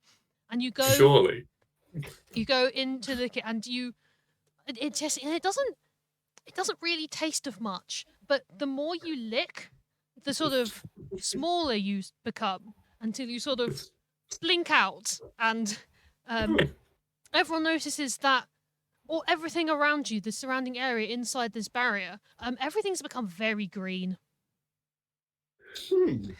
Everything in here, everything in here has gained sort of a greenish hue. Right. If we broke the barrier, could we spread this green? Find Can out. we make the whole world green? Well, that all depends. You have no idea how long the green will last for. Yeah. At the moment, everything's green. I'm just planting that as a seed for later. Just in case. My next goblin appears on screen. Would you like to introduce them? So, This is bitter. They are very polite and slightly German. It's my favourite of all of your ones. It's so silly. All of you made such good goblins for this. I'm so pleased.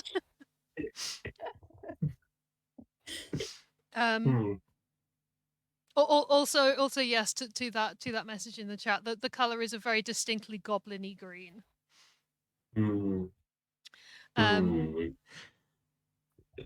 Yeah. And I believe we've looped. So yeah, so that was everyone interacting. Yeah, we've got one victory left needed to complete, so that you feel satisfied that you've fully interacted with the whole. One more victory will do that. Yeah. Iniki is also going to dive into the hole. Who could have seen this coming? From the hole divers? The Breakfast Clan, I imagine. They've got those glasses of seeing. Glasses of foresight. There's just 4 glasses. That's a good one. I like that. That's a really. Oh yeah, so one for normal, one for this is literally their dream, one for Flip Flops of Destiny launcher. I don't launcher. At what point did these flip flops? It's like a springboard. Well, you know how flip flops are. They've got that springy sort of texture. Sure. Springy texture, springy effects. Yeah, I'll take it. Yeah. That makes sense in goblin logic. One for falling long distances, being their talent. One for constantly bouncing, which will give more springiness. Incredibly springy goblin. Can I get this 6th one? If you've got anything left, you think you can. I have precisely 2 things left. One of them is held down, and the other one is being average. I could. Based on what we've seen so far, the whole will do incredibly unpredictable things. That's chaotic. That is chaos. 6 dice. 66. Come on, can you 1-up 1 through 5 and get 1 through 6? Come on. Believe in the heart of the dice. That face tells me no. I'm going to use I want to use my lucky here. Yep. I'm just going to tell you I have 1 1, 1 3, and 4 2s. Oh yeah. Your lucky year might come in handy here. Using that lucky year. Gonna re-roll all of these because they're all back. Was there a bonus on the last one? No, it was neutral. Yeah, it's neutral thing happened. Wish me luck. 2 of them have fallen. Reroll the floor ones. Rescue them. I've got 2 1s, 1 2, 2 5s, and a 6. Okay. Okay, the best of both worlds. So two 1s. So that's 2 1s. You die. 2 5s and 6. So you have succeeded in the task of successfully interacting with the hole. I'm now going to roll. I think because you've ended up on both ends of the spectrum, I'm going to allow us, for having completed this, I'm going to do both a positive and a negative effect from the hole for this. So first we'll find out the negative effect and find out what it is that has caused your goblin to perish. to cease to be part of the quest. I'm assuming it's too late to throw the essence of second ear down into the hole after them. We can use that later. Which is that as you go to majestically jump in the hole, it's sort of like you see a little light forming, and it gets bigger and bigger and bigger, and a massive beam of bright white light shoots up into the clouds, causing the storm to burrow over. You are also shot up into the storm, never to be seen again. The clouds come over, and the difficulty of this task has been increased by 1. However, you got enough victories that you still have achieved the task. Now we're going to, for your victories, we're going to do one final good effect and that is, so that is what is that? That is a 4.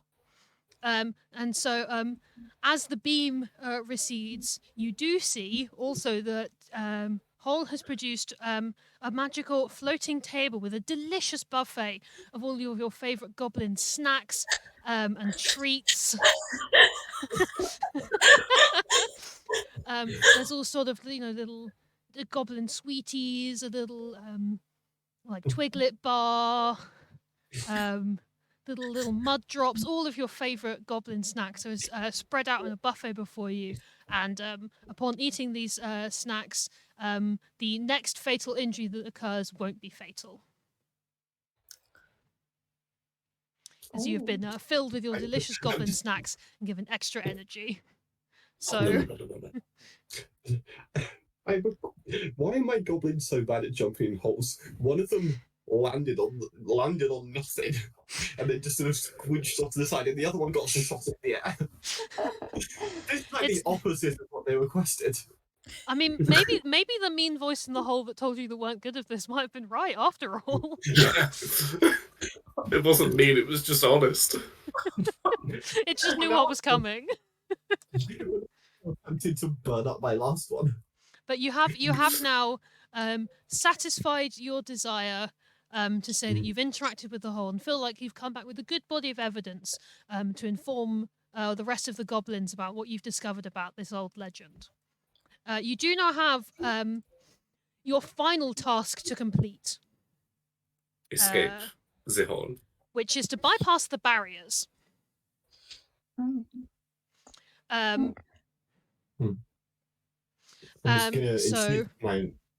just gonna introduce my last goblin. Yep. Please do. Her name is Blinoic, and she is delicious, man. Which is Yeah. I think very first breakfast, sensing a kindred spirit in this poor, delicious smelling goblin, and also pitying her as the last of her clutch, is going to bend round one of their ears, chew thoughtfully on it while thinking very hard of the poor harem scarum class and how there's only one of them left, and really wishing they could have a bit more luck instead. Yeah, I'll let you transfer your extra reroll over. And so now, the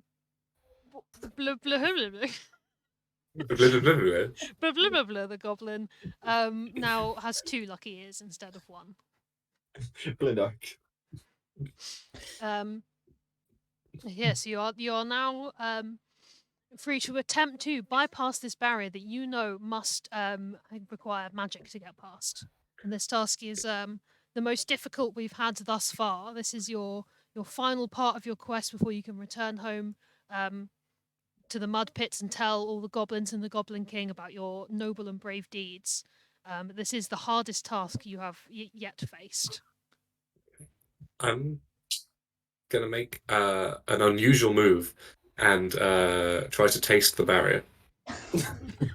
Who could have foreseen this? Who could have seen this coming? Okay, yes, so... excuse me. Such a little lick. It's exceedingly polite. Oh, true. Okay, so shall I roll for taste barrier? Yeah, so I suppose that's your 1 for goblin, 1 for your tasting. I'll let you have 1 for exceedingly polite, as you are doing a nice polite small lick. Thank you. And it is my dream to taste things. It is your dream to taste things. I will roll these 4. That is a 1, a 2, a 3, and a 5. Ooh. Okay. So, 9. Lucky ear. So, the 5 I could use my lucky ear. Oh yeah, you can use your lucky ear as you are. I don't Okay, I'm going to use goblin yet. I'm going to use my lucky ear on the 1, the 2, and the 3. I'll keep the 5. That is a 1, but 2 6s. Okay, a big improvement. So that's now Big improvement. 3 successes towards your goal.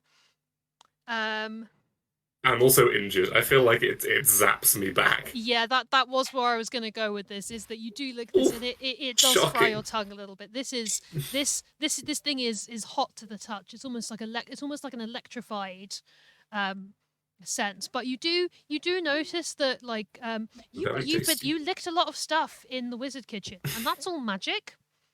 You've licked the hole. That's magic, and so there is sort of some residual magic on your tongue that is sort of is starting to wear away through the layers of this magic. It's not quite getting through fully, but it is starting. You can see it's sort of started. It's like sort of thinned a little bit in this area where you've licked. That residual magic has transferred. It's like a jawbreaker. You just lick it and then eventually you just wear your way through. Precisely. Yeah, how many licks does it take to get through a magic barrier? More than this, because you have now used up all of the magic that you had left on your tongue, and it has really zapped you back. Ow. I want to test the frying pan. Is it magic or is it just really fun? I think I'm planning to test it when we get back round to me, but you will go first. Yeah. Yeah, the difficulty on this one's quite high, so and there will be a misfortune that meets you somewhere through this. So I'm sure we will have plenty of opportunity to test the frying pan. Now, as was previously mentioned, the hole is magic. Yes. Mm-hmm. And we need magic to get through the barrier. Yes. Mm-hmm. Correct. Right? Bluey is going to take the empty crayon box of joy. They're going to scoop in the hole and therefore get hole in the box and throw hole at the barrier. Ingenious. What a brilliant plan. And okay, so that's going to be definitely an extra d6 for using your heirloom. Is there any other of your features that you're going to be using? I feel like, would we say scooping out a part of the hole, even if you can't see that you've made a mark on the hole, would count as making a mark on the world?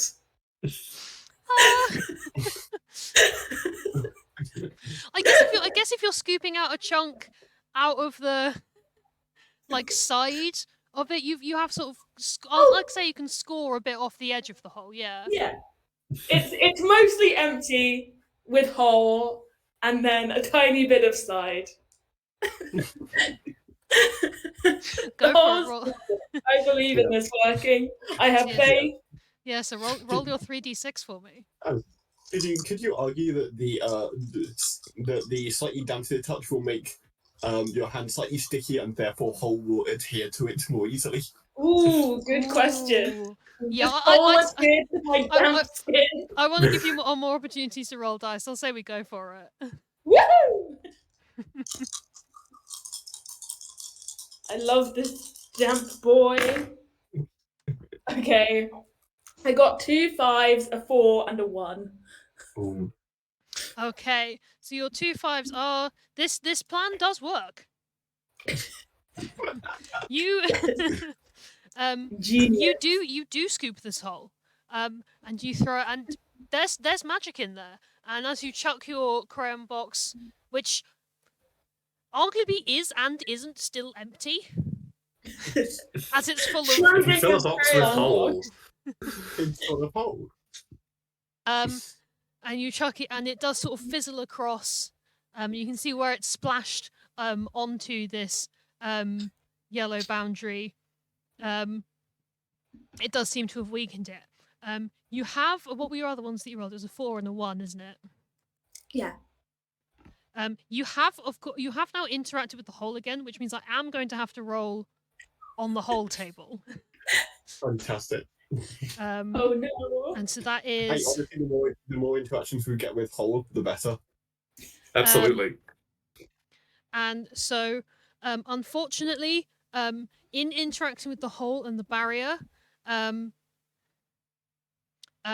blast of magic comes from above, shoots through the barrier without damaging it, and strikes you, and you take an injury as as an angry wizard is floating through the air towards you, very cross that you're messing with their barrier.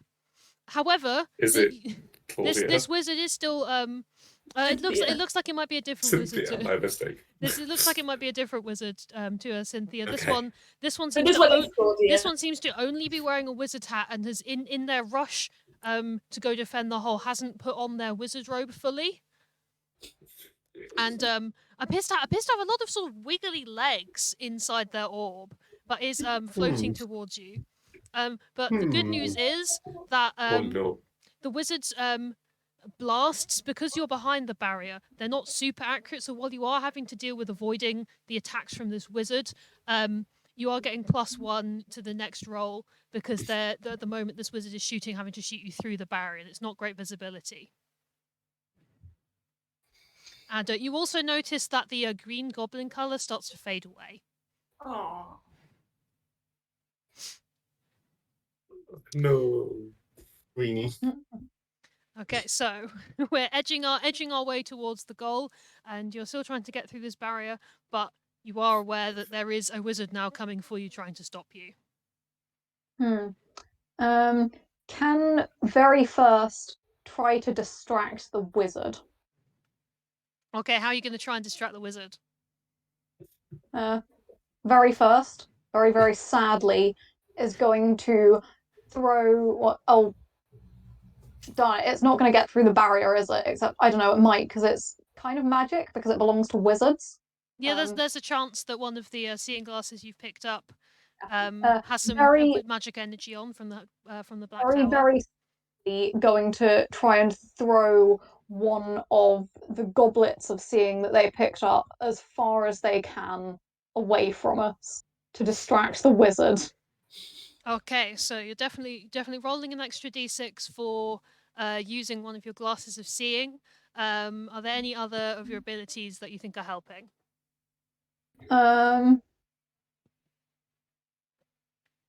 Does this count as talking to animals badly? Because I'm not attempting negotiation with the wizard, I'm simply yeeting things. Yeah, to be fair, that is a bad way of talking to an animal. Yeah. Throw a goblet at it. So yes, Right. that'll be 3d6. 2 4s and a 6. Okay, so that is one more success, and so it does go through the barrier, and in the meantime, sort of fizzles a little bit as the magic goes through. And you do manage to crack the orb of this wizard who's coming after you, who recoils horribly. My orb!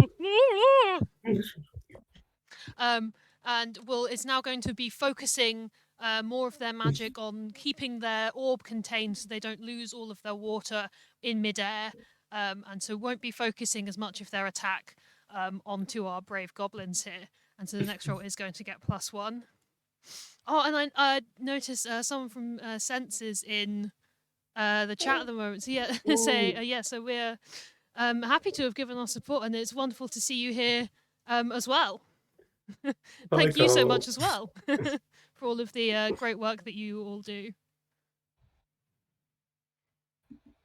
Okay. I think we may have made it back round 2. We're back to the panhandles. This is the real test of the magic pan. This is Bitter pulls out the pan, looks at it as like, come on. Sorry, excuse me, could you just move out the way, please? Thank you. And he's just going to attempt to, holding it in front of him, just run through the barrier. Okay. I believe. Get your dice ready. One for Goblin, one for Heirloom, one for being very polite and asking people to move out the way. Any more? It is my dream to return home.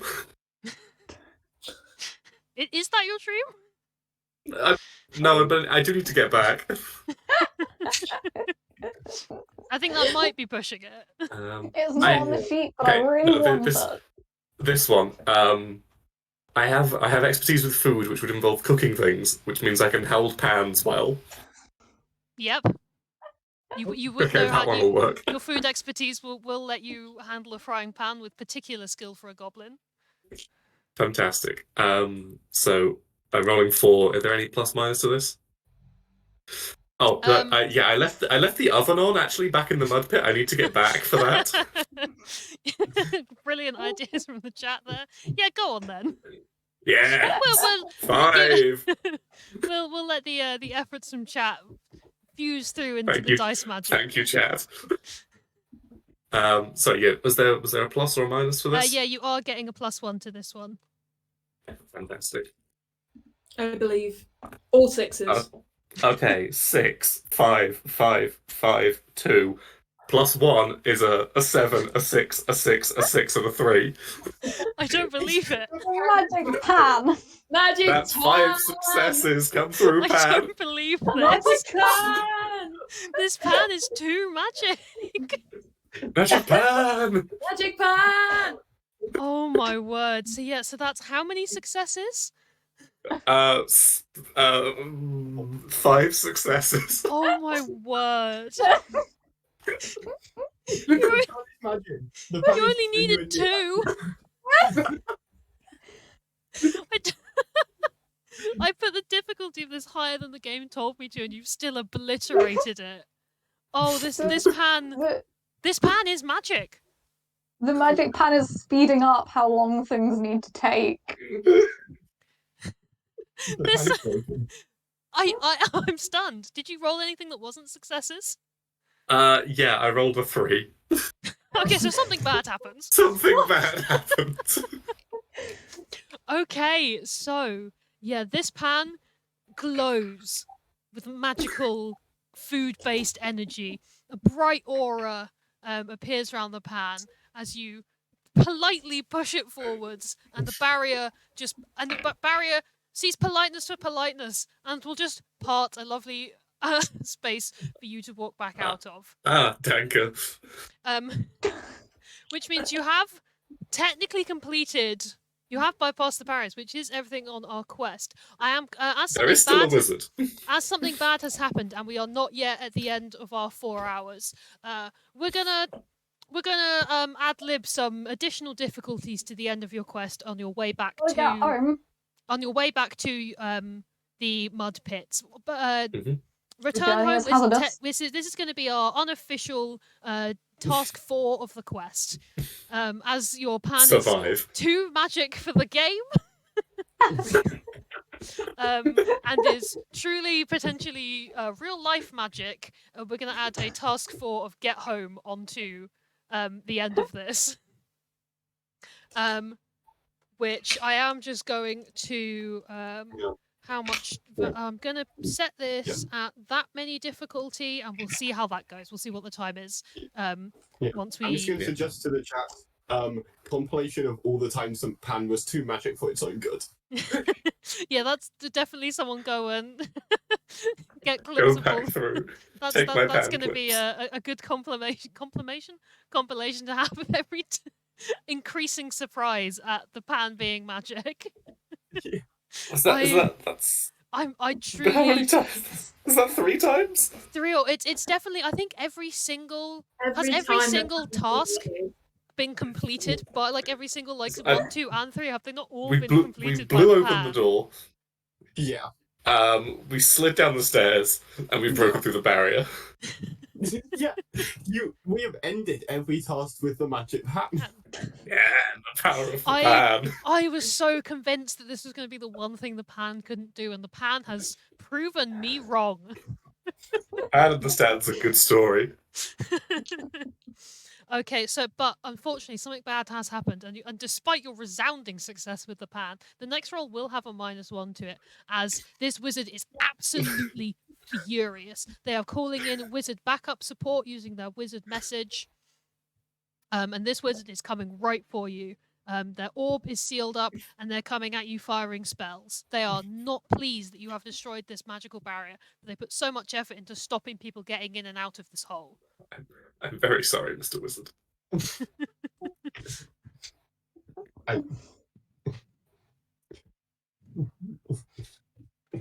I feel like I've been pretty recently, but I do have an idea. Unless you want to go, Z, because I don't think you've been in a bit.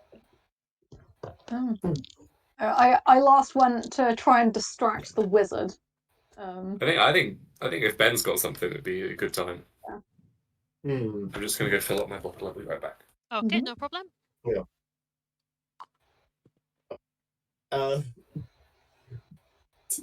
See, now I'm I don't want to just throw my lives away because I have 1. You do have 2 lucky ears. That's true. Smells great.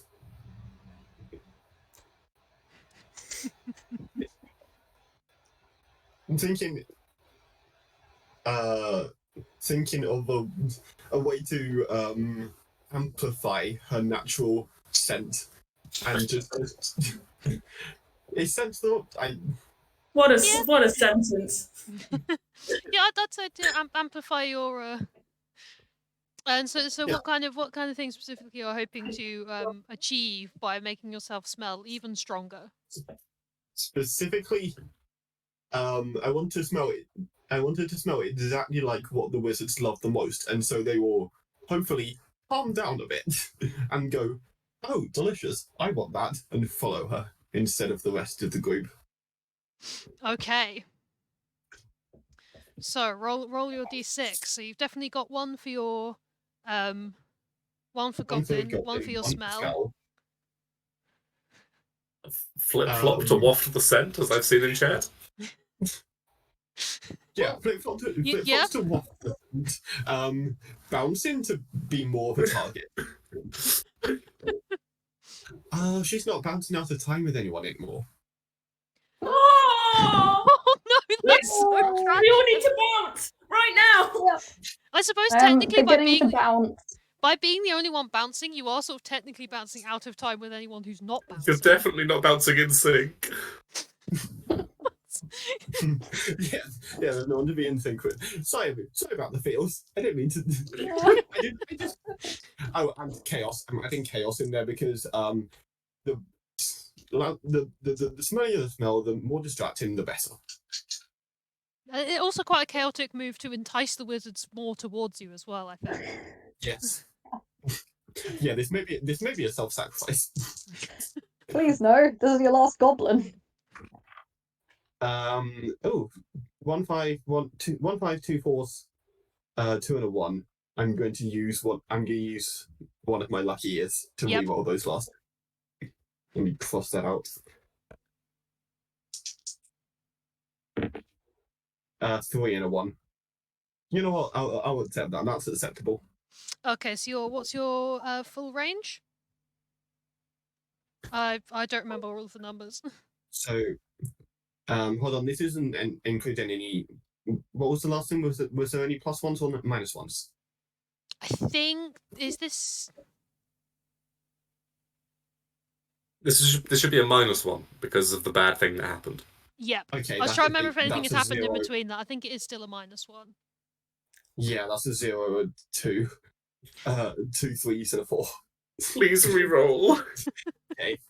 If all of your goblins do die, you can assume if all of your goblins do end up dying after this reroll, you are able to assume the role of a friendly NPC, and to come and step in so that you're not just completely left out of the game. And there is an extra rule in here for how you what you'll roll as. Yeah. Okay. I'm just going to reroll all of these and hope for the best. Not good. Oh no. 2 4s, 1 3, 2 2s. Okay, Hold so on. on The feast. Oh yes, the feast you've eaten. The next fatal injury isn't fatal. Oh, fantastic! Yay! And so that's what was that? Two 4s, 1 3. Okay, so you will take one of those injuries, but you won't take your second. Fantastic. And so your 4s and 3s cancel out to overall something good happens. And so you will waft your scent as much as you can, and while the wizards still are shooting at you and more are arriving, there's a few more that have clearly been called over from the tower. I imagine off in the distance, Cynthia's having a talking to about why on earth she's told some goblins how to get through the barrier that nobody's supposed to be able to get through. And more wizards are arriving in the distance. But the wizard who's here at the moment, while they do blast you with a lot of magic that, if it weren't for the nutritious meal you've just had, would have been enough to completely knock you out, you are just able to stand back up again, as the wizard is now sort of not quite focusing their spells as much, as the delicious smell of sort of seafood and seaweed that you have created, as they're now feeling hungry. And it's hard to focus. You've got to really focus on casting your spells, and when you're hungry, it's quite distracting. So the next goblin will get +1 to their roll.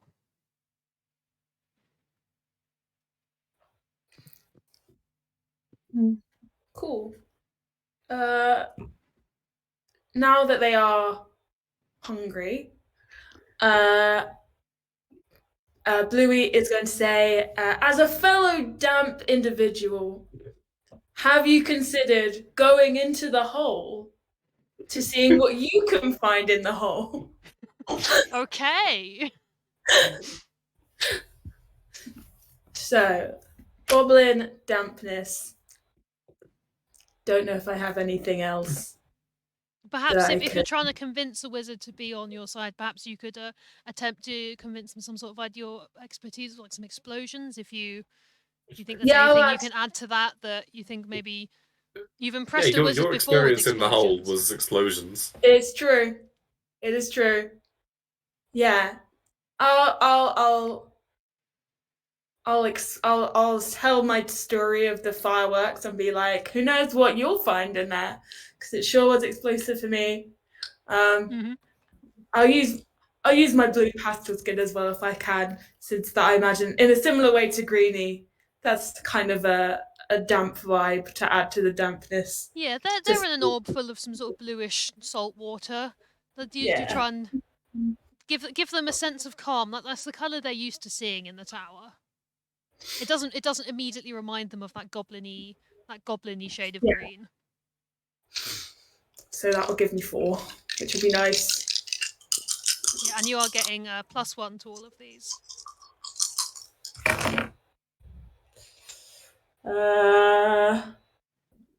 Okay, that is a 6, 5, 4, and a 3. Ooh, down from the other end this time. So your 6 and 5 will count towards your success against the wizards. Your good thing and your bad thing cancel out. As this one wizard who's the closest to you, is intrigued by what you've done. Explosions? You know how much I love explosions. And who will float and attempt to go into the hole, and the wizard is going to roll on the interacting with the hole table. Hey! The wizard rolls a 1, and the wizard goes into the hole, and you just sort of hear over in the distance commotion over back at the orc farm. As it sounds like perhaps a wizard has suddenly appeared in their compost heap. Amazing. We successfully teleported a wizard. Hey! Take that off the list. And so one of these 3 wizards is now over there. It's neutral, so you won't be getting any plus or minuses on the next roll. But your success means you have dispatched 1 wizard. But there are 2 more coming in the distance who are starting to fire, but their fire hasn't reached you yet. Right. If Unique has been deliciously smelling to try and calm down the wizards. No, actually, sorry, Unique is dead. Alas. They all look very similar. They are siblings after all. Yeah. Also, Unique is just very Unique looked extremely average, so it was very easy to get them mixed up. Of course. Our final member of this poor clan is very delicious smelling. I think once again at very first feels a bit of a pang seeing this kindred spirit all alone without any of their siblings left.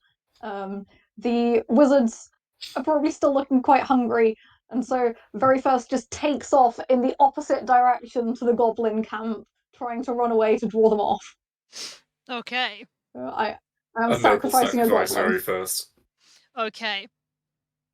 So very first makes a noble sacrifice, and the next goblin will get a +1 to their roll as very first charges off, and one of the wizards will peel off to chase after this mischief maker who's had a part in destroying their beautiful barrier. And as very first retreats into the distance, we see it coming into frame, and breakfast. Yes, and I believe this is Is that Anne with like 3 N's. A-N-N? Oh, that's a lot of Yes. N's. Oh, yes, I believe this is Anne with 3 N's. And for And breakfast. Okay, so you have one. You now have one wizard at the moment who is getting closer and firing spells at you.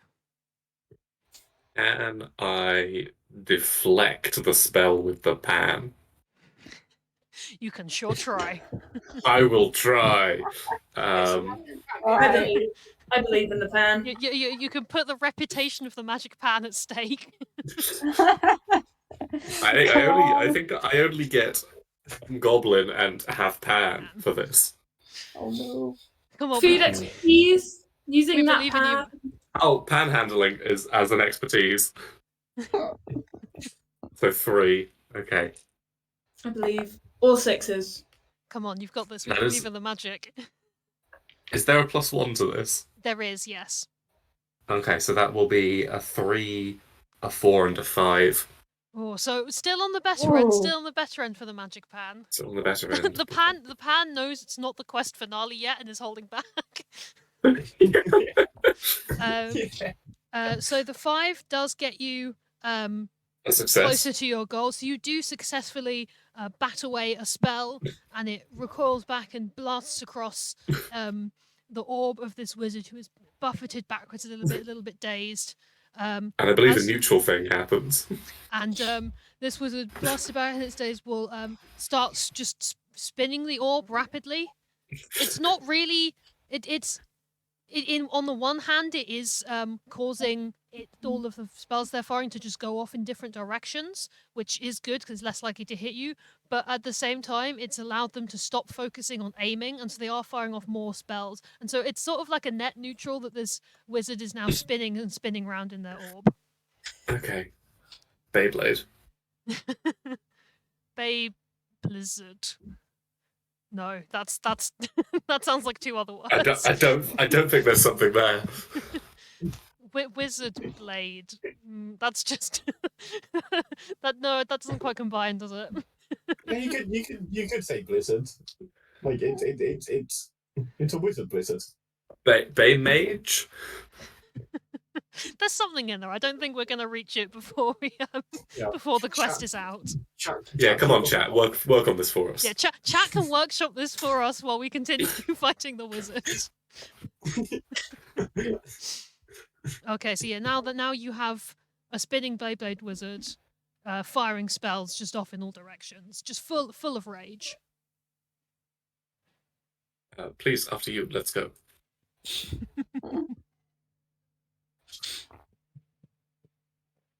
Thank you, Bitter.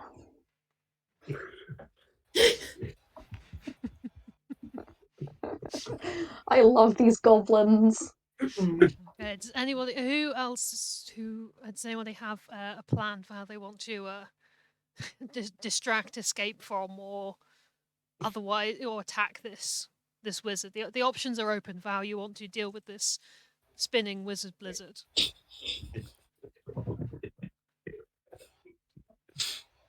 Emma, have you got anything? Unfortunately, all of my options all of my ideas are self-sacrificial. No. Oh. Convince one of the other goblins to sacrifice them. Yeah, you could convince Bitter to sacrifice. No, I don't want to convince Bitter. Bitter's so nice. But they would do it for you, and then and then I could be on my final goblin. Let's see if we can all get to our final goblin. Oh, I want to introduce Umami. Hold on. If everyone sacrifices their penultimate goblins, can we build up a really big increase in? Build up a stat block. I would say at most I'll let you have a +2. +3 Okay. I think puts you a bit too eager to obliterate this. But I'll let you have a +2 for our finale quest, for our finale stage of the quest. What is your plan? Wait, plan? Plan? I've never had a plan in my life. Is he? small idea for something Anne could do, but if anyone else wants to go first, I did sacrifice a goblin quite recently. Go for it. Cool. Anne is going to run back over to the hole and try and refract the magic through one of the glasses of seeing up at the wizard. Okay. Anti-aircraft laser. A good Blind the excuse. A pilot. good excuse to get to roll on the table. Wizard table. No, whole table. Okay, so you're definitely getting one for goblin and one for the glasses. Also, because they are concerningly warm and are therefore redirecting heated magic as they are holding the glass. Ooh. Everyone I like knows it. heated magic is stronger, hence the hot It barrier. is. The I mean, it earmuff worked really crocs well for the protect pan them. explosive. Yeah, the earmuff crocs are protecting them from any adverse sound effects of the magic. Brilliant, brilliant. Like it, nice little ear defenders. Mhm. Perfect for the big hole. It's Yeah. almost like a construction site hard hat. Yeah. And there are lots of holes in the ear defenders, so hopefully the magic hole recognizes a kindred spirit. And does not injure them. Amazing. It protects their lucky ears. Wonderful, wonderful. Right. Fingers crossed. That's a 6, a 4 and a 3 that cancel out, and a 2. Okay. So one success. You do manage to beam up some magic up, and it does hit the spinning wizard, and the sort of the spin starts to slow down a bit. They look like they're maybe a bit unsteady in the air. You've affected the levitation of this wizard. Unfortunately, in deflecting this magic and all of this heat, your glasses get very hot and they burn your hands a little. Ow, and so you will take an injury. And as your result overall, your 3 and your 4 cancel out. So we're going to roll again on the neutral table. Exciting. Okay, and you notice that on a 4, you notice that the hole is ever so slightly smaller in diameter than it was before. Oh. Because some of it got scooped out. You've managed to shoot out some of the magic, and the hole's definitely a smaller diameter than it used to be. But you have affected the wizard's levitation a bit, and they are sort of bobbing up and down while spinning in the air. And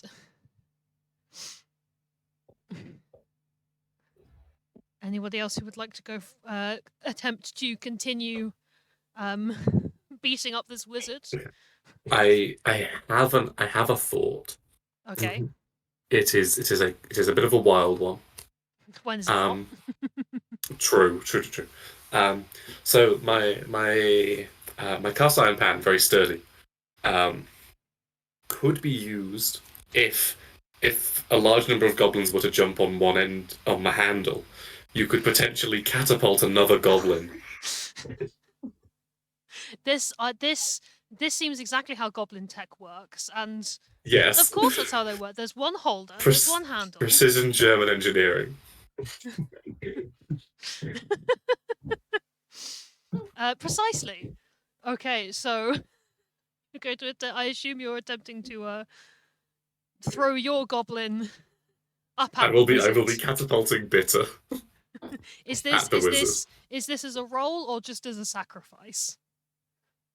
I Either kind way, of want to roll. Yep, that's fine.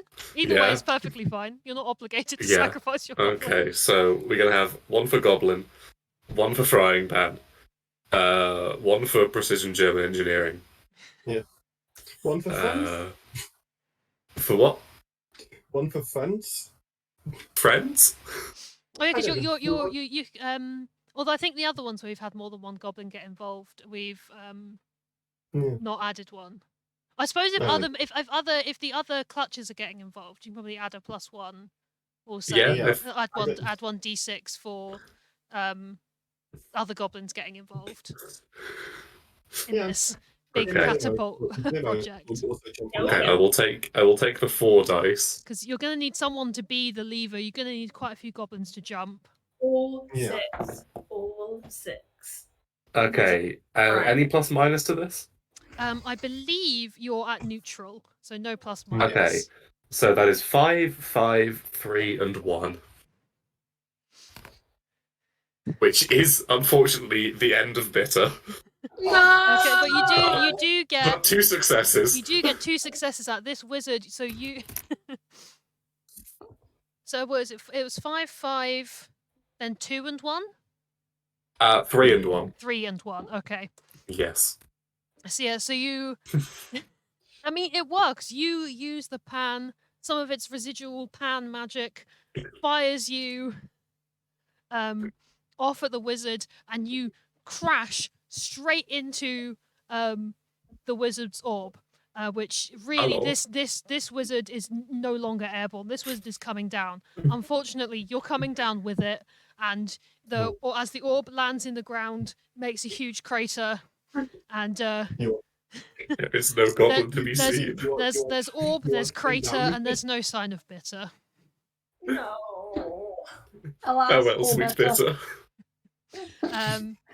You are coming down with me, hand in an unlovable hand. Unfortunately, as this I hope we both spinning die. orb has created a crater in the ground, this has caused a fire to erupt from all of the friction on the sparks off of the rocks. And so this wizard is now surrounded by fire and is sort of trying to channel it towards you. Sounds pretty sparkly. I think we run. And so because of that something bad, you will be getting -1 to your next roll, as you are, whatever you're doing, you will be attempting to dodge fire. I'd like to introduce my final goblin, who is Umami. And he's wearing a little suit. Aww. Well then, we'd best be going. Brilliant.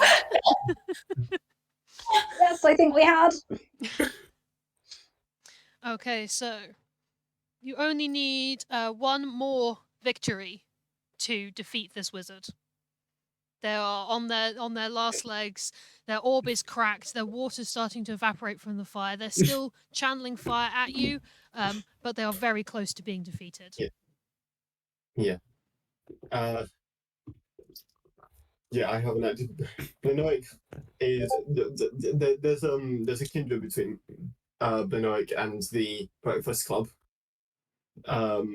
So Blinoic's seen what what Anne did. She's going to also rush over to the hole and attempt to use its magic against the wizard. Okay. She doesn't have anything to refract the magic. She's just going to activate the hole and hope for the best. Oh, so you're relying on the chaos you know it can provide. Yes. Chaos. That's another dice. It is another dice. Yeah. Trying to reflect a thing that you just saw injure and burn another goblin's hand when you don't even have anything to do it with is certainly chaotic. Yes. Deciding this hole does all sorts of nonsense, I'm going to use that to win. That's chaos. Yeah. She's also going to use the standard hole benefits of hole, for dream hole, quirk, bouncing to jump, and expertise falling. Okay, go ahead and roll your d6s. You are getting a -1 to these from the fire. Yeah, that is a 5. I would just, as I'm rolling, I would also like to remind you that if she gets any 1 or 2, she will die. Doesn't she have a lucky ear? No, you use both of them. Sorry, this is a -1? Yes.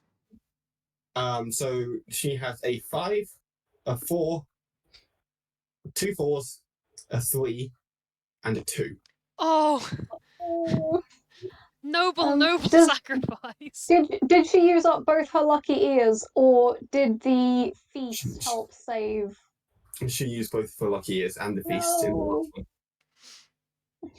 A noble. It does mean I you do chop off my own ear. I still have a lucky ear for Bluey. Can I throw it? Yeah, you can sort of chuck your ear. Oh no! Bluey will rip off that ear. No, I want to die. I'm just re-rolling this one. Please be higher. Come on. If this fails, I want none of you to give me an ear. This is all day. You don't have to take my ear if you don't want to. It's a 5. Hey! Okay, so 2 5s, 2 4s, and a 3. we're going to 2 5, 2 4s, and a 3. Okay, so we're going to roll on the good roll table to see what magic you have deflected to defeat the wizard, and throw my spinner off the desk. You have rolled. You have rolled a 6 on the good table, which means that the whole glows. A tune starts playing out of it, a beautiful melody. And back out of the hole emerges one of your previously dead goblins, who has been resurrected by the hole and comes forward, charging through, and just punches the wizard straight in the face. The glass is shattered, the wizard is knocked out, and you are now free to go home to the mud pits and go home and tell them of all that you have found. I need to turn the oven off. And so, congratulations, you have completed the greatest quest yet. We made it! We made it! We're gonna do a small epilogue of each of you will take it in turns to say what other goblins will whisper around the campfire about your clutch of heroic heroes. Okay.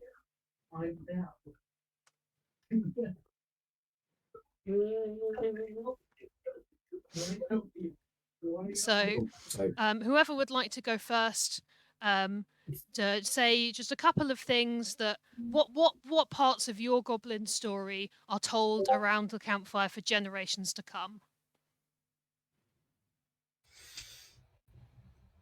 I can start, I think. Yep. I think the legend of the pan is carried out. You know, those scrimble tanks, they've got this magic pan. It can do anything. They say they skated down a tower in it.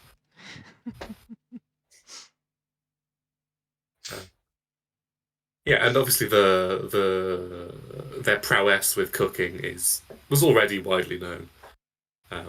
They make the tastiest bugs on sticks around. Wonderful, wonderful.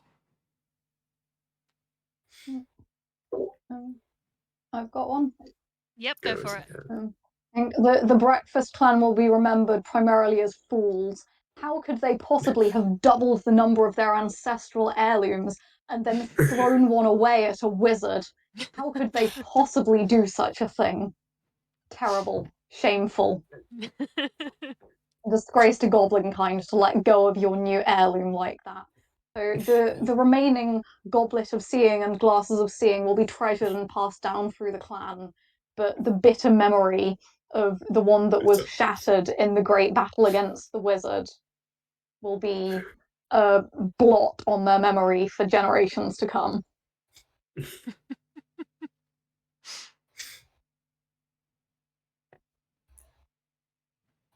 The harem scarens will be remembered primarily for often unnecessarily sacrificing themselves.